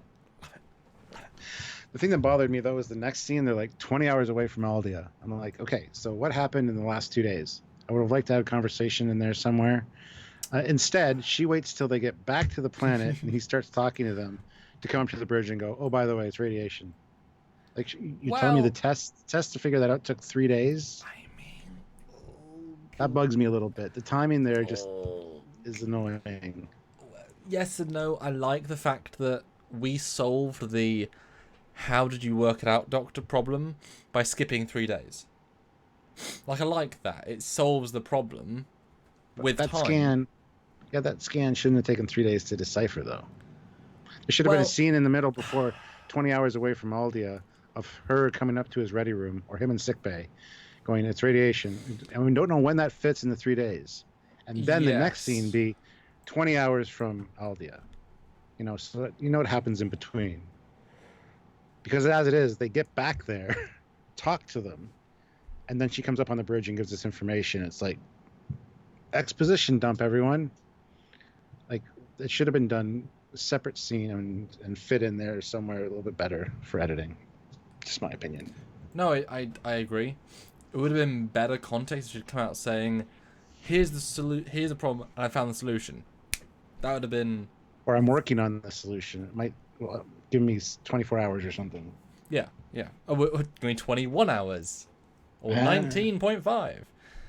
And actually, for some reason, this shot of the back a second, when the Enterprise is warping to the camera, but it's going that side, it never goes that side. I was quite like, huh. I thought the same thing. I was surprised by it, but it looked good. It looked good. Yeah, it did. I wonder if it actually flipped. And you didn't get a still closer, but I wonder if the lettering is actually mirrored. Couldn't see it. I never got that close. But I was like, it's a really stupid thing to be excited about, but it actually worked contextually because it feels like it's coming towards us in like we're going back to the place sort of way. The music scene, which I think is actually quite well played considering. Feel the notes in your head. That was beautiful. Now play something happier. Well, that's not how I feel. Well, you reminded me, the thing that bugged me is that obviously on set they said, right, think with your heart and play. And they like... Yeah. Don't you?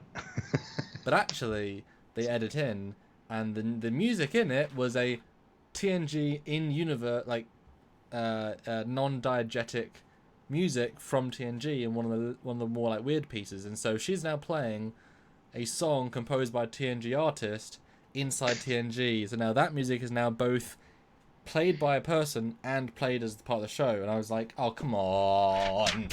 Yeah. Well, make a new bit of music. 2 seconds. What made me say, oh, come on, was the Vulcan Lear in the back on the desk behind them. Is it? What?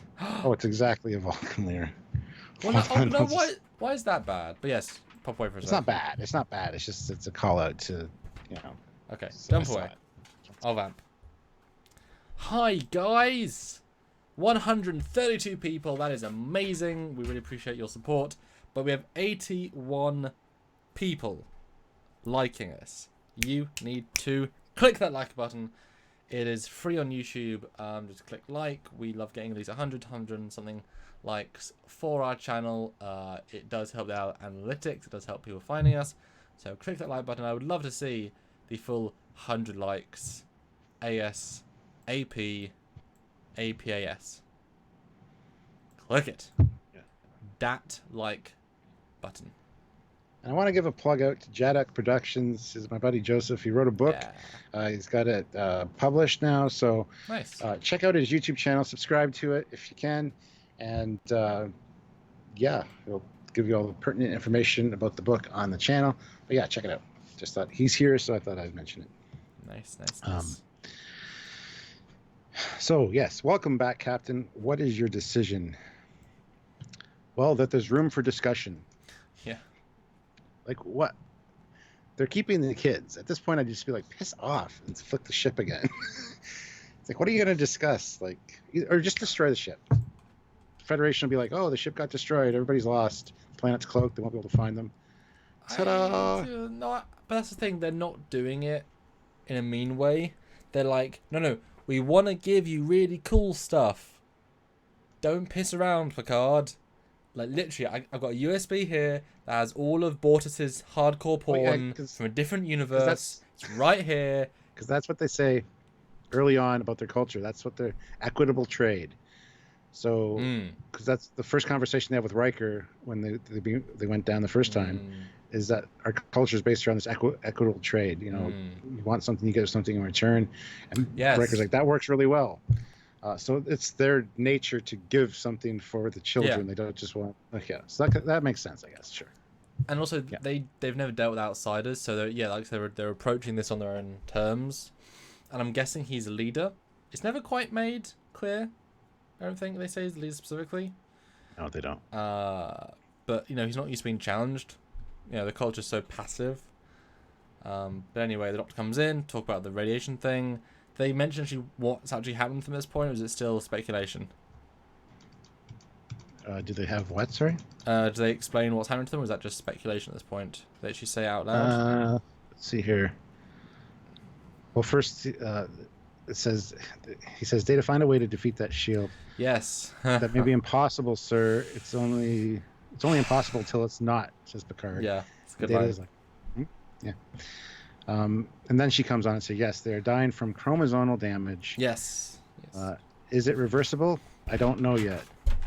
So that's that scene. That should have been earlier. Well, you have a day and a half, Doctor. Figure it out before we get back. That should have been before. It should have been a scene done before, in my opinion. Nitpicky. Sorry, apologize. Well, we definitely needed the, carving the wood scene. Yes, because then we get a dolphin scene. I don't mind the dolphin scene.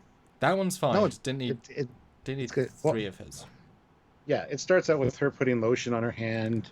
Are the lesions gone? Yes, the lesions are gone. The medication's working. So that they're having issues with the radiation. That I actually liked the scene. I thought that was actually quite nicely played. But that should have been earlier.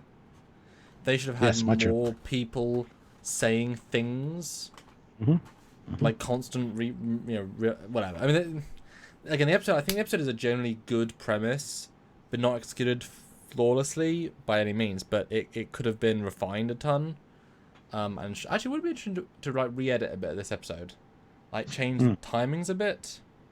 Yeah, I think it would make a better episode.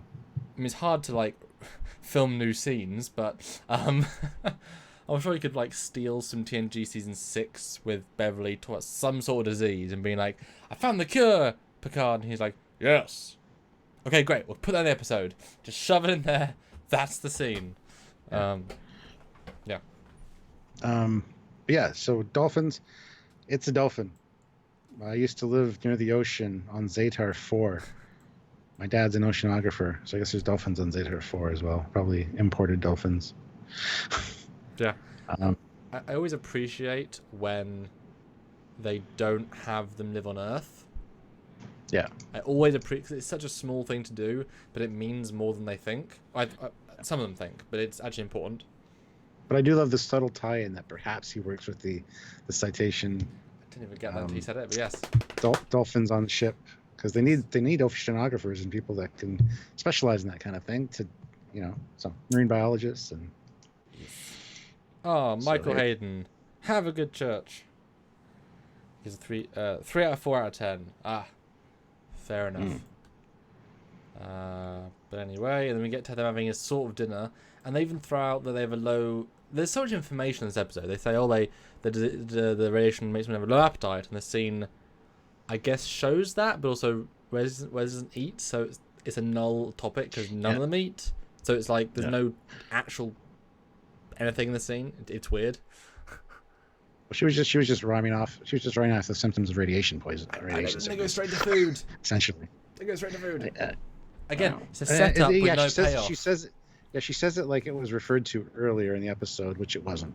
Yeah. Like you saw Riker and them eating. I think there might have been a scene cut, maybe. Did you see Riker and them eating for that first conversation, and he's walking around? Maybe it was like, "Are you going to eat?" And he's like, "No, I'm not hungry." And he gets up and starts talking to them. I don't know. Yeah, but I could see that. It's like that scene was dropped. This line wasn't. It was supposed to refer to that. Well, speaking of being dropped, this entire scene with Wesley, drop it. The same conversation again. He's like, you know, I don't want to be here, right? And we're not going to stay here. They're like, no, you must. No, I won't. I feel badly that you can't have children, but we don't want to be here, and we're not going to cooperate. It's a dull. No, the scene doesn't work at all. You just don't need it. It's like we don't have anything good to give Wesley, so we'll give him just a thing. You know? It's not good. Now the next bit, because literally I said out loud, he's not doing anything. Okay, then he does something. Although then I realised, Stuart, how many days they say it's been passed? How many days? 3. Why is he wearing the same uniform? Because he's refusing to wear their clothing. See, I would assume they'd force him. I mean, that sci-fi shows where they make them like, you know, that's not their nature. They're not that kind of evil, or like they're not too worried about it. Eventually, he's just going to have to change. Yeah, but do you wash it every day? Do they show him the washing machine? I mean, I guess these things are. It's your fabric. It doesn't get stinky. I just felt weird now. 3 days and he's still in the same uniform. It didn't quite. Just felt a bit weird to me. Like you've made time pass. You know. I just hate the fact he's in bed with his shoes on. That bothers me. Jeff Jacobs puts in $5. Thank you. Samuel, I like this episode just fine. My comment about worst episode was Michael McKeon episode on Voyager. Almost 100 likes, and I'm thirsty. 3 more, please. I mean... 3 more. Oh, you didn't like Thor? Really? You didn't like the clown episode? I love the clown episode. Oh, Fear? I know, you hate it, but I love it. I don't know if I hate it. It's just not a good episode. I think it's excellent. So interesting. Well, fair enough, Jeff. I misunderstood. Because we heard several people say in the chat, well, whatever the last episode was, that Monday. This one was, thank you, there's just a bad episode, and I thought you were one of the people that was actively against it. So I will, bring that back if not true. Yeah. So then Wesley, goes into the custodian. I'm like, okay, cool. He's going to look at the power source. He's going to try to crack it open and re-jury-wig something, or at least start messing with buttons. No, show me where the Enterprise children are in relation to this room. So you can see them on the screen. Oh, first of all, he says custodian. Yes. Shh. Very TOS. Yeah. So we see them on the map. That's it. That's all this scene is for. And it doesn't. And I guess they have to all beam. Can they beam to one location or walk? Isn't that weird? They all have to share the same district. Yeah, you can go wherever. Yeah. It's just a no. Cut this scene. But anyway, then he's with the children, or he wakes her up and she's like, "Shh, we gotta go do this thing." And she's looking through all the genetic factors and environmental factors and trying to come up with a diagnosis. Mid-21st century problem, Stuart. Get ready for mid-21st century problem.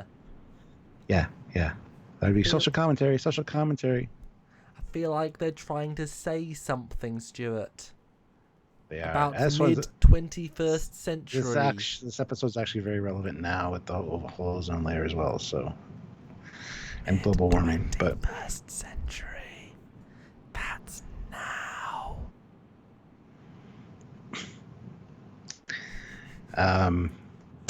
Yeah, so the kids are all together, and Wesley's like, I think I know a way to get us home, but I need your help. Dun dun dun. I was again hoping for sciencey stuff. Because I assumed the only way to beam up is with the transporters, so I assumed that he would beam them all up, and then they have to like sort of fight with however they could against the people that also beam up. It would have been fun. No, hunger strike. It's like, oh. Well, passive resistance. We don't do what they want us to do, then they won't want us anymore. Yeah, but I think the adults will win that battle. No offense. Eventually, yes. I mean, they've got everything. You got nothing. You just, Wesley won't let the kids die, so I think they'll have to give it at some point. Like they're not. But again, it's more just we're trying to buy time for the Enterprise. But again, that's his plan. It's like, is that the only plan? Well, I love how she comes in. It's like, why are you all here together? Like that's not a good thing.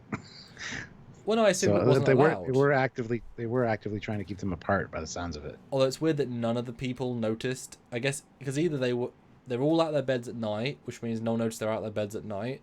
It's the morning, no one raised alarm, or this is like one of her spaces and she just walked into the middle of the night like, oh, why are you all awake? Whatever, it's a small thing, but it's like she's like, oh my goodness, you're all together. Anyway. Yeah. Oh, I love this shot of Worf and the whole bank of consoles. That's a glorious shot. Yeah, it's really good. But yeah, she comes storming in. They're suffering from a form of radiation poisoning due to the depleted ozone layer. So he's like, yeah, well, Mr. Data, how much time do you need to get those permutations done for the teleporting device? Could take weeks, sir. Well, then, screw it. We're just going to beam 2 people down through one of the weakened parts of the shield. Meh. You guys beam down. I'll try to delay them. So yeah, that's about it. I love how they were trying to figure a way to beam through the shielding, and Data's like, it's going to take weeks. We don't have the time, and it's like, well, there are these weak spots that randomly, or not randomly, but periodically show up. Can we beam through them? Yeah. Why didn't we do that before? Can we beam the children up through them? No, that'd be too complicated. Could be too dangerous. I like they say that. Yep, I do too. Yeah, I think it's one of those things that if we can get through their systems instantly, then we can do a lot of stuff. If we can only beam through, it would have been nice to say that with those windows modulate so quick, well, we can't tell when we can bring you back up. Like they need a slight sense of danger there. There wasn't quite one. Yeah. And also, someone put in the chat, so they hate the Thor episode, whatever it's called. So I guess I'm in the minority. I quite like it. I've always liked it. So yeah, I look forward to getting to it. It's one of the least favorite for Voyager. Yeah, I assume it's on my top half at least for memorable. At least one more memorable. All of Trek episodes. It's kind of like a good Alan in its weird stupidness. That's an oxymoron. That's okay. So they. But yeah, I love when Picard's like, yeah, I'll try to buy you some time. Just his acting in this one's really good. He's got that smirk earlier when talking about the information from across the galaxy. He's like, yeah, well, that could be interesting. Like he's playing along with them, obviously, but the acting's really good. And this the whole. Well, I guess I got to delay them for you so you don't die. Because one false step and they beam us all out instantly. That's it. And guys, 143 people watching, which is awesome. 100 likes, coming up to 110 likes. That'd be great. And I still have a bit more of a drink in my glass. If anyone wants to, again, make me finish the drink, it's up to you, because Super Chats do. We do rely on Super Chats to help this channel stay alive and grow if possible. So please do consider if you can. We're definitely a little bit light on them tonight. I mean, obviously, any appreciated, but please do if you can. But yeah. So then hunger strike. She says no. That's the whole point of the scene. Nothing else. Moving on. Then just telling the little kid, you can't do that. Listen to our plan. Remember? I know we're hungry, but and then they go to beam, and you get a magnificent side shot of the view screen. Yeah. Magnificent. Although this doesn't show the 3D technology because of the way his face is, it's very clearly 2D. Later with the Romulans and stuff, you get the side shots. You can tell it's a 3D display because you see them from the side. when you're there, and then from the front it's. But this one's very much like it's a 2D thing. It's still, I mean, it is curved. Like, Mm-hmm. it's actually really well done considering. And that's an expensive shot. That takes thought. And then they also beam away. It's actually a multi-leveled shot. They beam down through it. Although, I don't believe that she said there's a fluctuation when they beam. No, as soon as the other two transport off the bridge, Worf's like, now.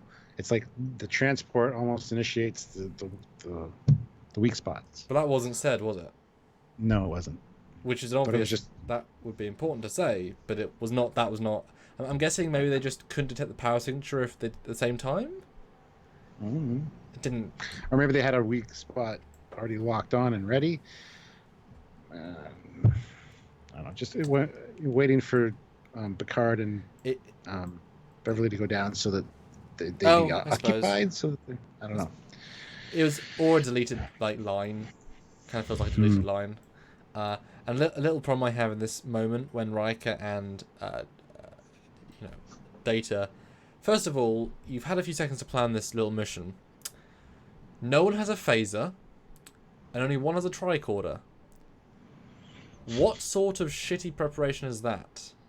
At least a phaser. I mean, okay, you could argue they each have a Type 1 in their belt. You could, sure. But they haven't got wide beam and cryo control maybe. It just seems so, like, why one... your whole point is there to do a very, very important thing, and you could be stuck there, no phasers and one tricorder. Like, what was a prop guy thinking? They weren't. They weren't. They really weren't. Yeah. Just bugged me. Yeah, so we find out they can't override the voice commands, but they can scramble them so that no one else can use them either. So effectively, just destroying the computer like they did in TOS many times. But Stuart, now you got to think for yourselves, people. But Stuart, they said they can't use it without voice recognition. Thank God, where's his voice recognition? Oh no, we have to scramble it, so no one can use it. So we can't disable it in 2 scenes when we disable it.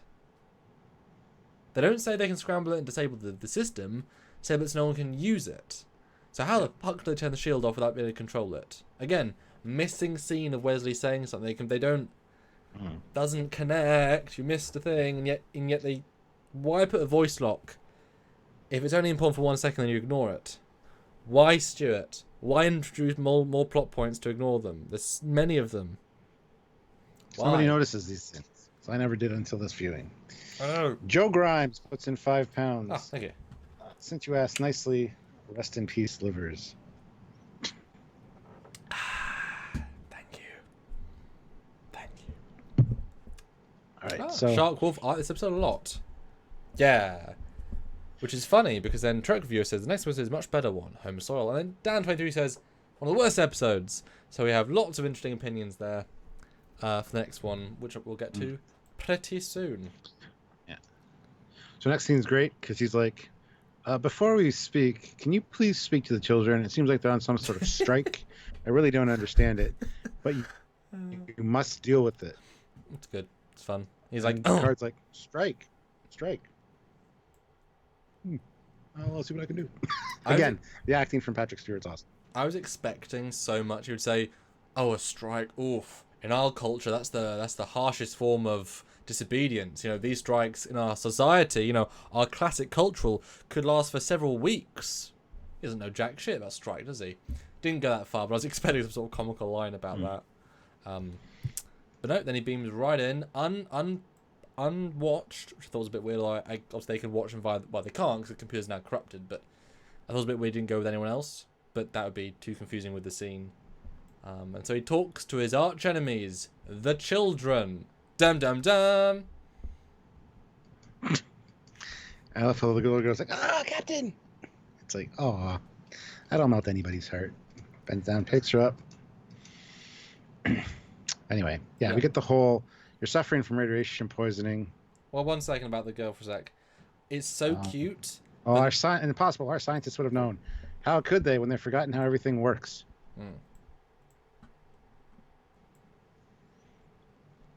Can you still hear me? Yes, hello. Because you froze. Yes.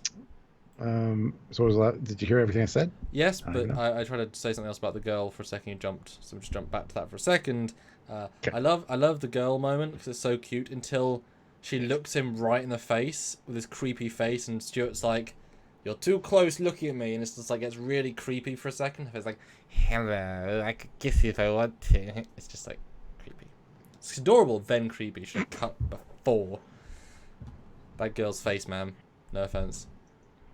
So they beam in, like you say, and I appreciate that that they, these guys are meant to be enlightened. So one's obviously like, no, shush, and the other one's like, no, listen, because why would you? Well, at least listen to them. If you know you can beam them out at any given time, you can at least listen to them.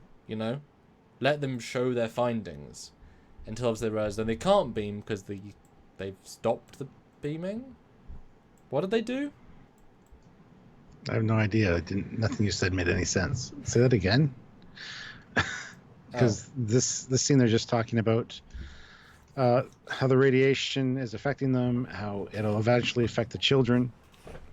Oh no, yeah, but the main guy says, "No, I don't believe you. Leave." And the girl's like, "No, let's at least listen." Oh, so I'm saying they're meant to be an enlightened culture, so at least they're listening, because they can beam them away at any second. They've got all the power, but then they realize that we can't beam you out. And I said, "How did they do that if they couldn't use the computer? How did they manage to disable the beaming and the shields?" because he scrambled it so no one else could use it. But they also disabled it. So they did use it first, but had voice command. Tricorder. Tricorder? What? He said he'd scramble the Guardians so no one else could use it, so that's why their controls aren't working. But they also lowered the shields. Did they? I don't know. Well, yeah, because they beamed the kids up. Maybe. It could be, yeah. There's a scene in between where Wesley turns it off and they just don't do it because it's not a well-formed scene. Doesn't quite make sense. But I got to admit, the computers. Oh, first of all, before Harry beams up, he's like, "I'm gonna miss you guys. Hold on, I'll give you your dolphin back. No, you keep it as a memory of me." Yeah, then the kids beam back, and I got to admit, the power core for this computer is impressive looking. It looks like something out of Tron or something. It's really well done, and I forgot about this part of the episode. Yeah. Just the size of it's incredible, and it just looks so good. So. Or it was a kudos for that. Really, really, really dark Death Star bit. That's the shield generator bit that Kenobi did, but all the lights turned off and all the plating off. Yeah. No, this is cool. I had no idea this existed as a piece of Trek. It's weird. It's unnecessary because it's this like sudden expensive bit of scope they get right at the end. It's like, oh, okay. It's very Orville like. Almost we got scenes of Orville where like right then it's like this technology. It's kind of that. It's like, oh, okay. But yeah, lighting is beautiful. Set design's great. It's cool. But the problem with this scene is that we go from you guys are in danger, you're sterile, we know why, the children beam away, and the guy says, You've ruined us. And then 10 seconds later, after they find this thing, he's like, I guess I have to relearn everything we knew. And it's like, sorry, I guess you where was the transition point of being okay with everything? You just went from the problem to solution, and now he's completely different as a personality. There's a scene in between, or the quick wrap up, everyone's changed their minds, but it's like, no, you're not there yet, mate. Well, my assumption was none of them had ever seen this power core before, and to learn that this was the thing responsible for their problems. I don't know. But it's not though. The power core powers the planet. The shield and cloak have damaged the thing. The power generator has nothing to do with it, and they must at least know. Well, this powers all that though, so this is the reason that they're sterile. Well, no. The shield is. The powers the shield. This powers the shield. But if the shield wasn't presumably by the same people that built this. I know, but they've been living their life with this thing, and now they're finding out this is the reason they can't have kids. But if you didn't have the shield or the cloak turned on, this wouldn't do anything. It would still be a power generator. So it's the cloak that's doing it. I assumed at this moment they'd say, no, the radiation from this is causing you to be sterile, so you have to turn this off. No.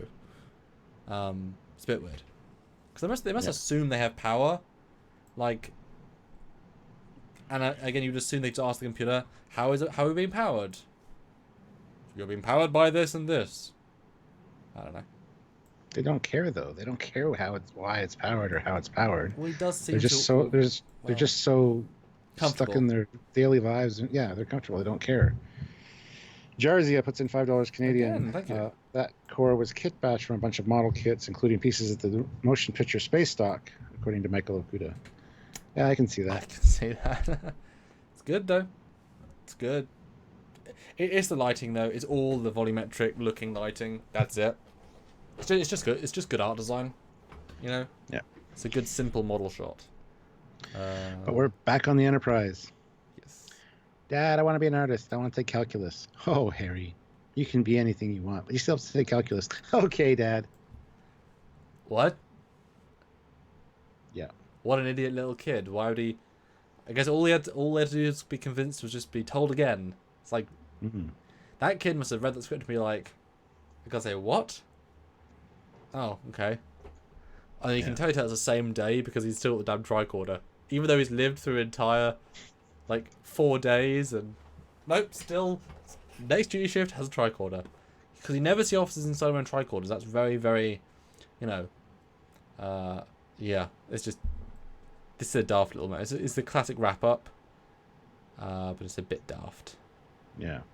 So we find out they've successfully reseeded the ozone layer. However... That easy. They can never use, yeah, it would be for them, yeah.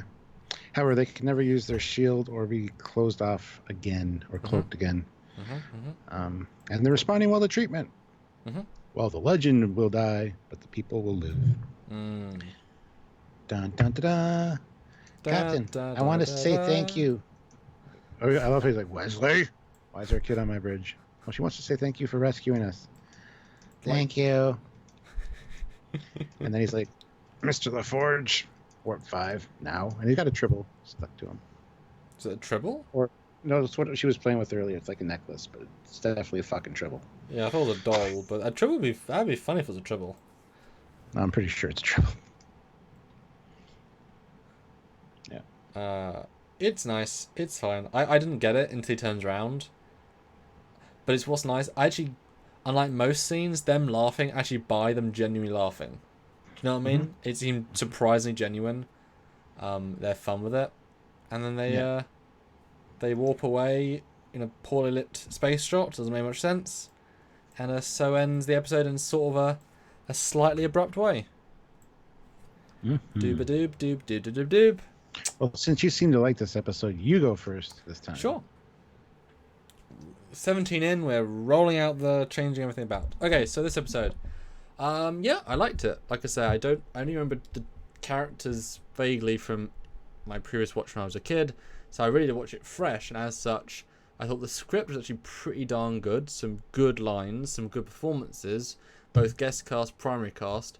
In terms of kids, again, I was whelmed. They had good and bad moments, but for what it's worth, they were decent. Wesley was super not well done, but that wasn't Will Wheaton. That was a script and how they wrote the story. Picard was great.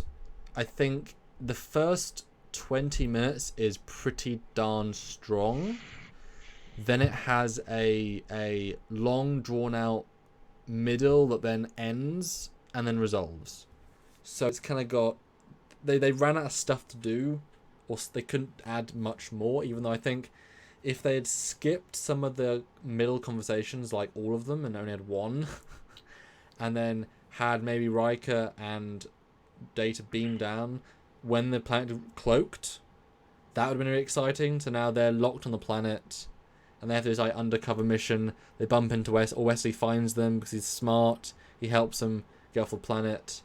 And that would have been the second half. That would have been much more exciting, much more interesting, and we could have, it needed to be more Wesley on the planet as the underground leader of the rebellion sort of thing. Would have been really good. And maybe the computer was also responsible for making him sterile, add a little bit of that, or some such. So yeah, I think it was pretty solid, pretty good script, as I say. Out of TNG 3, I mean, it's certainly not average. It's worse than average, but that's just because the TNG is pretty darn good. Season 1, I'm going to give it a solid 6.5. Just because there's some fundamental story problems and some pacing problems, but there's nothing really heinous about it. It just doesn't excel in any particular way except some of the good lines. Yeah, there you go. That's my thoughts. Your thoughts now, Stuart? Well, 90 Lancaster says, I have not watched this channel in weeks and was surprised I only missed a couple of ship videos. The release schedule is pretty slow. Are they going on vacation soon? We have ship videos every Saturday, as per usual. Yeah, we haven't Area stopped 51 releasing stuff every Saturday, and it's every Saturday. Area 51 says that Trekyards Tribble is Worf on the bridge. Well, it's not a live Tribble. It's obviously a toy Tribble because she was playing with it down on the planet. It's like attached to a necklace of some sort. But there you go. But yeah, as far as I'm concerned, this is very much a TOS styled episode and definitely would have fit in TOS with a couple of changes. But too much focus on the A plot, which was stretched really thin, in my opinion. They needed some kind of B plot to supplement it. That would have been much more memorable. As it is, there's a lot of repeated dialogue, repeated conversations, not well written. Essentially, it feels empty. It feels hollow, and it just, like I said, it's not memorable. Like I should ask you again in like 3 weeks. What about when the bow breaks? And the kids, yeah. It's not much there. Like I said, some editing needed to be redone. I don't know if they cut stuff out, but they needed to not cut that out and re-edit things to put a conversation between, like during that 3-day gap on their way back. It just seems really disjointed and not thought out properly.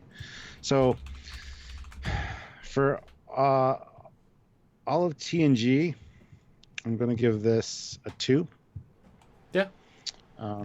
And for season 1, I'll probably give it a 3.5, possibly a 4 at the outside.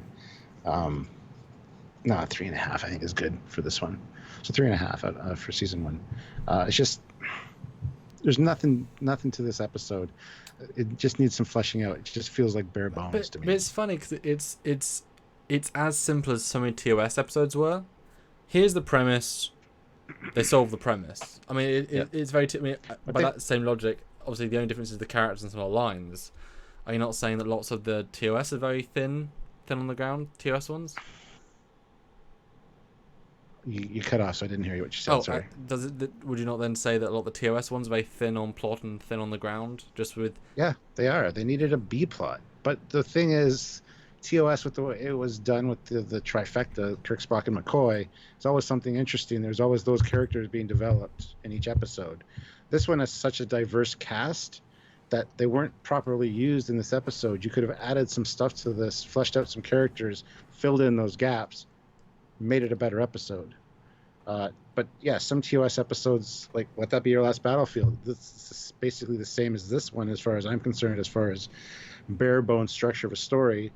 So how do we fill in time? A lot of running around the corridors with like weird dissolves and stuff just to fill in time to get it to the episode length. This one did that same thing, but did it with dialogue, repeating the same dialogue over and over again. Mm-hmm. So yeah, it's very similar to TOS that way as well. So, and I'm not, just because I love TOS doesn't mean I love every episode of TOS or think that, you know, but That's so yeah. Fair. That is fair. And Eugene puts in 1,500 rubles. Jeez, thank you. It says 1 out of 10. This episode has Wesley, kids, kind of Eva aliens who are advanced yet stupid, with multiple out of character behaviors, missed scenes, plot elements that aren't connected to anything. It's good. The episode is so forgettable. Acting's good though. Generally, yes. That is a fair assertion. I think it's greater than some of its parts. Honestly, I think the script is pretty solid. Would you not agree, Stuart? Some of the lines are pretty good. Oh yeah, for sure. They're better than a lot of season 1, where it's just like, really, is that what you're going for? And I think the way they directed the aliens is pretty good as well. They're not villains. They're barely antagonists.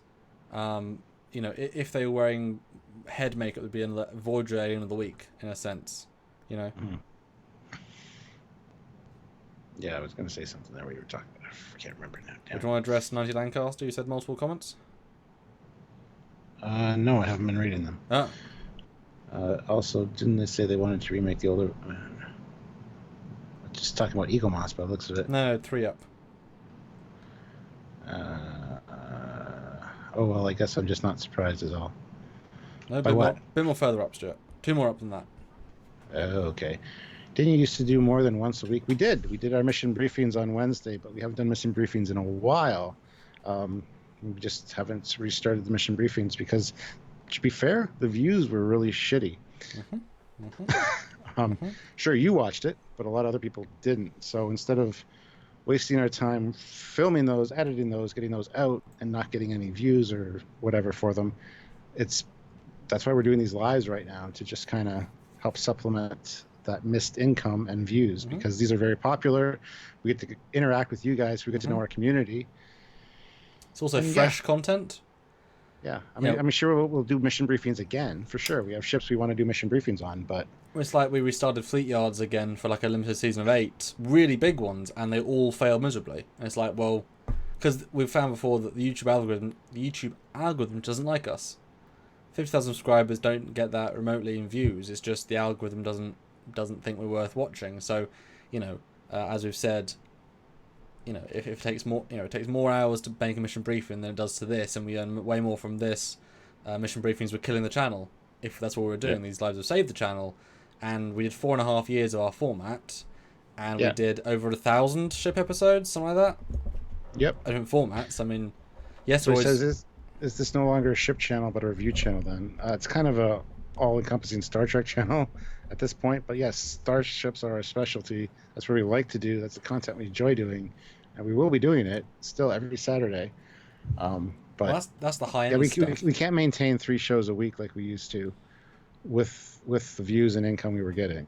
So yeah, and honestly, as we've said before, the most interesting ships as you do them burn through, and we did hundreds of episodes. There's only a finite amount, and if we continue the rate we're doing, we would literally be out of ships that would be interesting, and then you definitely wouldn't want to watch anything. So there's loads of Voyager ships you haven't looked at that I think would be interesting, but once you do them, you can't redo them. So if we want to keep the Saturdays going and still have really good episodes, you've got to do other content. That's why I've been doing other sorts of shows. So it's just important to keep the channel alive if you want to see the show. But we haven't stopped doing ships. Just if you guys don't support, it's like if our Patreon was 2,000 a month, they would decide what content we do. If they want Fleet Yards and we only got 1,000 Fleet Yards, that would be fine. They would be deciding that. But that's not how we can support ourselves. It's through Super Chat Patrons, through Super Chats and Patrons, Yeah. And what did 90 Lancaster just say up there? I'd be happy with Star Trek Online ships and fan designs on Wednesdays. We've done those. We've done those as well. But yeah, if you're watching them, that's great. That's one view. But considering how well they were underperforming, we just can't justify doing them right now. Eventually, if our Patreon picks up and a few other things like that, we get more subscribers, get more viewers, we'll definitely consider going back to like 2 shows a week or something. And also obviously we want to keep the Saturday stuff quality, and we've sort of changed how we do that, but it still takes time, effort to make those, and I have other stuff I have to do to supplement my income, so it's kind of like time is more limited than it's ever been. 2.5 years of Trekyards full time is got a lot of ships done in that time, but YouTube changed around us, and Let's keep in mind, 90 Lancaster, that we have Picard coming out, we have Lower Decks, we have the new Nickelodeon show. So we're going to be getting a lot of new ships that we're going to be talking about. And those will have like first impression videos, and then, breakdowns and comparisons to other ships of, similar designs or eras, and then plus the regular content. So lots of ship stuff is coming. And we still have tons of... Sorry. We've done 4 years of ships, solid ships. We've covered pretty much every ship. Yeah, there's fan designs and Star Trek Online ships that we still haven't covered, and that's fine. But you got to keep in mind all of our backlog of videos. I don't know if you've watched all 1,000 or so videos that we've done. I hope you have.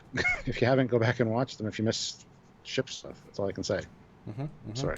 And we talked about doing the Voyager one-offs, but again, how many of you are going to watch things? We did the data file episodes, and I thought the Crenham Time should be fun because high definition stuff, and again, low views. So if the algorithms aren't getting our videos out there, then even if I'm looking back, the Valdor, right, full episode, full animations, full renders, 16 minutes, good length, 9,000 views in 6 months.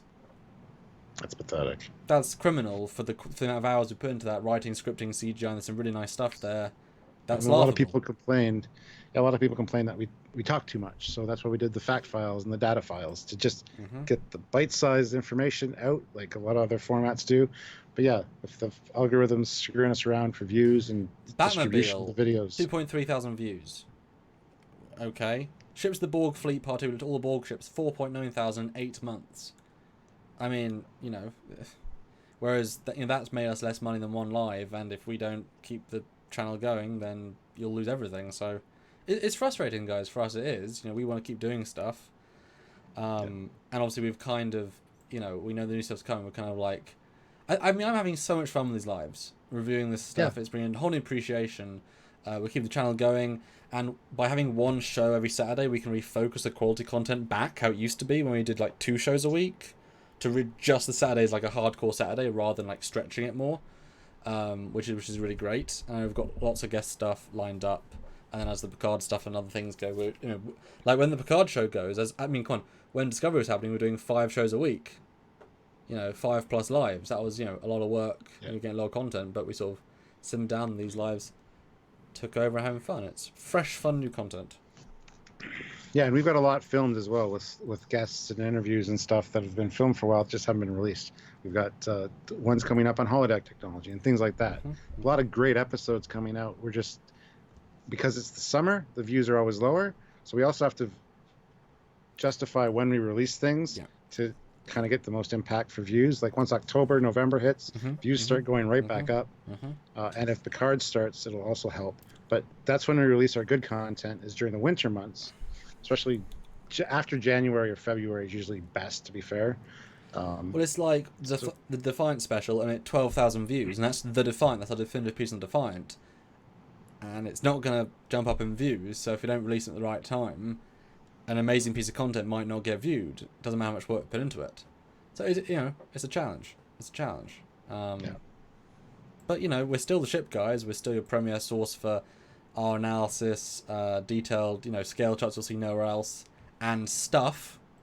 It's just a bit more focused with these live supporting the channel around that, and helping us to keep us going before we get to Picard. We're gonna work the shit out of the Picard trailer and get you cool things and do analysis and yes. Yeah. So hope that addressed your concerns, Nanny Lancaster. Sorry if you're upset. If you're disgruntled, I apologize. Oh, he says do the Last Jedi review.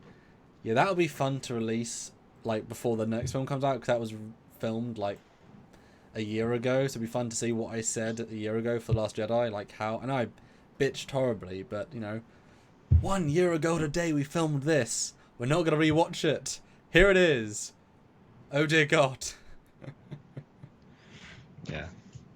But anyway. So hopefully I'll address your concerns. Sorry if we've upset you or let you down in any way, but most of the people are enjoying the lives and the episode reviews and stuff. But yes, we have branched out from just ships. Oh, I think it's consider that when you guys were lucky. Well, I remember at one point we had it where Saturday was a regular ship with a guest, Tuesday it was a stow ship, Wednesday was a normal ship, and then Thursday was like a fleet yard. So you had like 4 to 5 ships a week at one point, plus a podcast. Plus, don't forget the Eagle Moss reviews on every Friday, and the Captain's Logs on Friday as well. That's 2 videos on Fridays, which you're forgetting about. I know they're not as interesting as shipping videos for a lot of people, but anyway, we're doing a lot of stuff. So we go through phases. You've got to evolve to, I'm very proud of our review breakdowns of 1080p, high-end stuff. But guys, do let us know now what you think out of 10 for this episode. For the TNG Season 1 and for all of TNG, and you, Stuart, said like 2 for all TNG and 3.5 for Season 1? Yeah. Okay. Yeah. So basically I'm double you on both. I'm double you on the other one. Why don't you guys do some STO gaming? Maybe that will help you guys for the summer. First of all, we don't have the time to sit down and game and live stream it. I have live streamed STO a few times myself, And but it's hard for us. They never quite got the viewership either. Yeah, we've done some of those as well, where we've competed against each other, and they just haven't got the views either. So we do put a lot of test stuff out and test the waters, and we also have a few show ideas that we just haven't released yet, which who knows what'll happen. You got to go with what's viewed, what supports the channel. You know, it's you know, no business can succeed if they release failing content. And I think YouTube has changed a lot in the last year. We've kind of managed to, you know, move up and down with YouTube a little bit. Never been successful really, but I think YouTube's kind of had it in for us for last year, which is a shame. Yeah. But still proud of. We never don't do content we're proud of, which I think is important. We always deliver the Saturdays that we're proud of, and I've got some, you know, some fun stuff certainly for the next couple of Saturdays. And you'll get them still at Vegas. You know, they're not going to stop. Well, Cadmus67 puts in 2 pounds. 2 pounds for a 2 out of 10 for this episode. There you go. Where are you when you got a 10 out of 10 episode? Anyway. And then they like the concept ship episodes. Mm-hmm. Those are ones we would like to do more of as well, but just time. Yeah, we do too. I mean, I know we've got a couple more, not that many more, because we kind of obviously, as weeks go by, the content gets used. So I've already put quite a few of those out. And I've got a few more for Enterprise. But again, people don't like Enterprise ships as much, so it's kind of like can't really win with that either. Yeah. But so we got Season 1, 6 out of 10, all of TNG, 4 out of 10. Okay. Yeah. 4 out of 10 for TNG, 6 out of 10 for Season 1. TNG 2, Season 1, 4. 6 out of 10 TNG, 7 out of 10 for Season 1. Wow. 3 out of 10 for the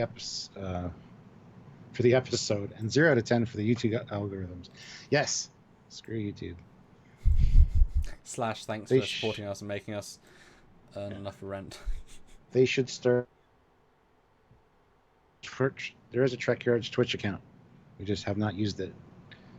Because, again, we don't have the time. I mean, people forget Stuart has a family and a side job. Yeah. I have a family, less big family, obviously, and I have to have other jobs to cover what I don't make in Trekyards anymore, so, you know. Plus, we have to write scripts. He has to do editing. We have to film together. There's a bunch of stuff we have to do. So, I mean, one more complaint, I'll just say, you know, the amount of time spent in one edit that we do, compared to other ship channels. You know, it takes me 9 hours to make CGI for it. Lots of other channels don't even spend that on one edit. Then you've got filming, editing, writing. We don't do the correct time to quality ratio for the views, but people recognise the high quality of what we do. So, yeah, you know, yeah. And Eugene puts in 250 rubles. By the way, did you receive my email with episode suggestions? Yes, we did. Yeah, we'll add that to the when we finish Indiegogo. I then go back and like look at all things we're missing and make the list for people that are, you know, donating off the grid and such. But yeah. But anyway, guys, I should go get some food. I'm hungry. So yes. And guys, as you know, we've got an Indiegogo running right now to get us on 4 different trips. Perks are going, running out at some point, especially the Anson Mont perk. As we said, we're nearing 6,000-ish dollars of actual usable money, 55% overall. We'd love to get to 7,000 or 8,000 if we can, or at least beat last year's of 7,000 or 6,800, something like that. 5 days left. We'll do another stream as we get near the end. When does that end then? 22nd. Yeah, so we'll do a probably big stream that day as like a last day thing. And you know, guys, if we don't get what we need, we'll do another Indiegogo for our November trip. That's pretty much already booked in, so we need to fund that. But then we'll see for next year. But thanks, guys, for joining. Yeah. Before we go, though, I just want to address Dan23. Some people think Trekyards gets stuff wrong in vids. We might got a few things wrong. We apologize. We're not perfect. But we still try to make it entertaining and fun. So, and we use various sources for information. So that's where all that comes from. It's not necessarily wrong, just wrong in their opinion. So, but anyway. Well, you were not like Law Reload that only uses the letter of the canon. You know, because we actually have 3D models, we actually have access to designers, so our information is a bit more broad. It's just there's always a reason for it. So if I say a scale for a ship, there's actually a reason for that. Because there's a shuttle, I can't remember which one, but there's a shuttle which the scale mentioned literally can't fit a person in. And there's a person in it. So clearly the scale is wrong in the Eagle Moss magazine, the one I say. So it doesn't make sense then. So we have to go a little bit, you know, using the CGI model, which is more the correct scale and such. Stuff that isn't known because it's not been unlocked. And we go beyond rather than the... Yeah. And the problem is, too, people don't listen to what we say in the video. They see the video, they see the graphic, they go, that's wrong. They don't listen to our explanation as to why it's sized that way, why we have different whatever, because we rationalize each one and make it make sense. But people don't listen to that. They only hear what they want to hear. You see that a lot of time in the comments. Plus, we do give the alternate, like for scale, we do say, like the Obeth, you gave all 3 potential sizes and why. Yeah. Yeah. I mean, but people are like, oh well, they don't even know the size. They don't listen. The amount of time you spend writing and I spend doing charts to work out is a lot. So if you called us out on any of them, we'd have a reason, because there's always a reason. You know, we don't ever deliver any facts we think are wrong. You know, it's just we have a bit more broad ability to report. Although I think we've got more meticulous about which details we put in. You know, but yeah, I mean, still definitive place to learn about the ship, see them in new ways you've never seen before. La da da, la da da. Bye. Yeah, and thanks to Jim for being the last super chat as always. Appreciate it. And we'll see you guys in Stuart. We'll see you guys the weekend for the Picard trailer first reaction breakdown, and we'll see you next week for the really big breakdown. Yes. Good night, guys. Bye, everyone. All right. Bye, everybody. Bye. See you later.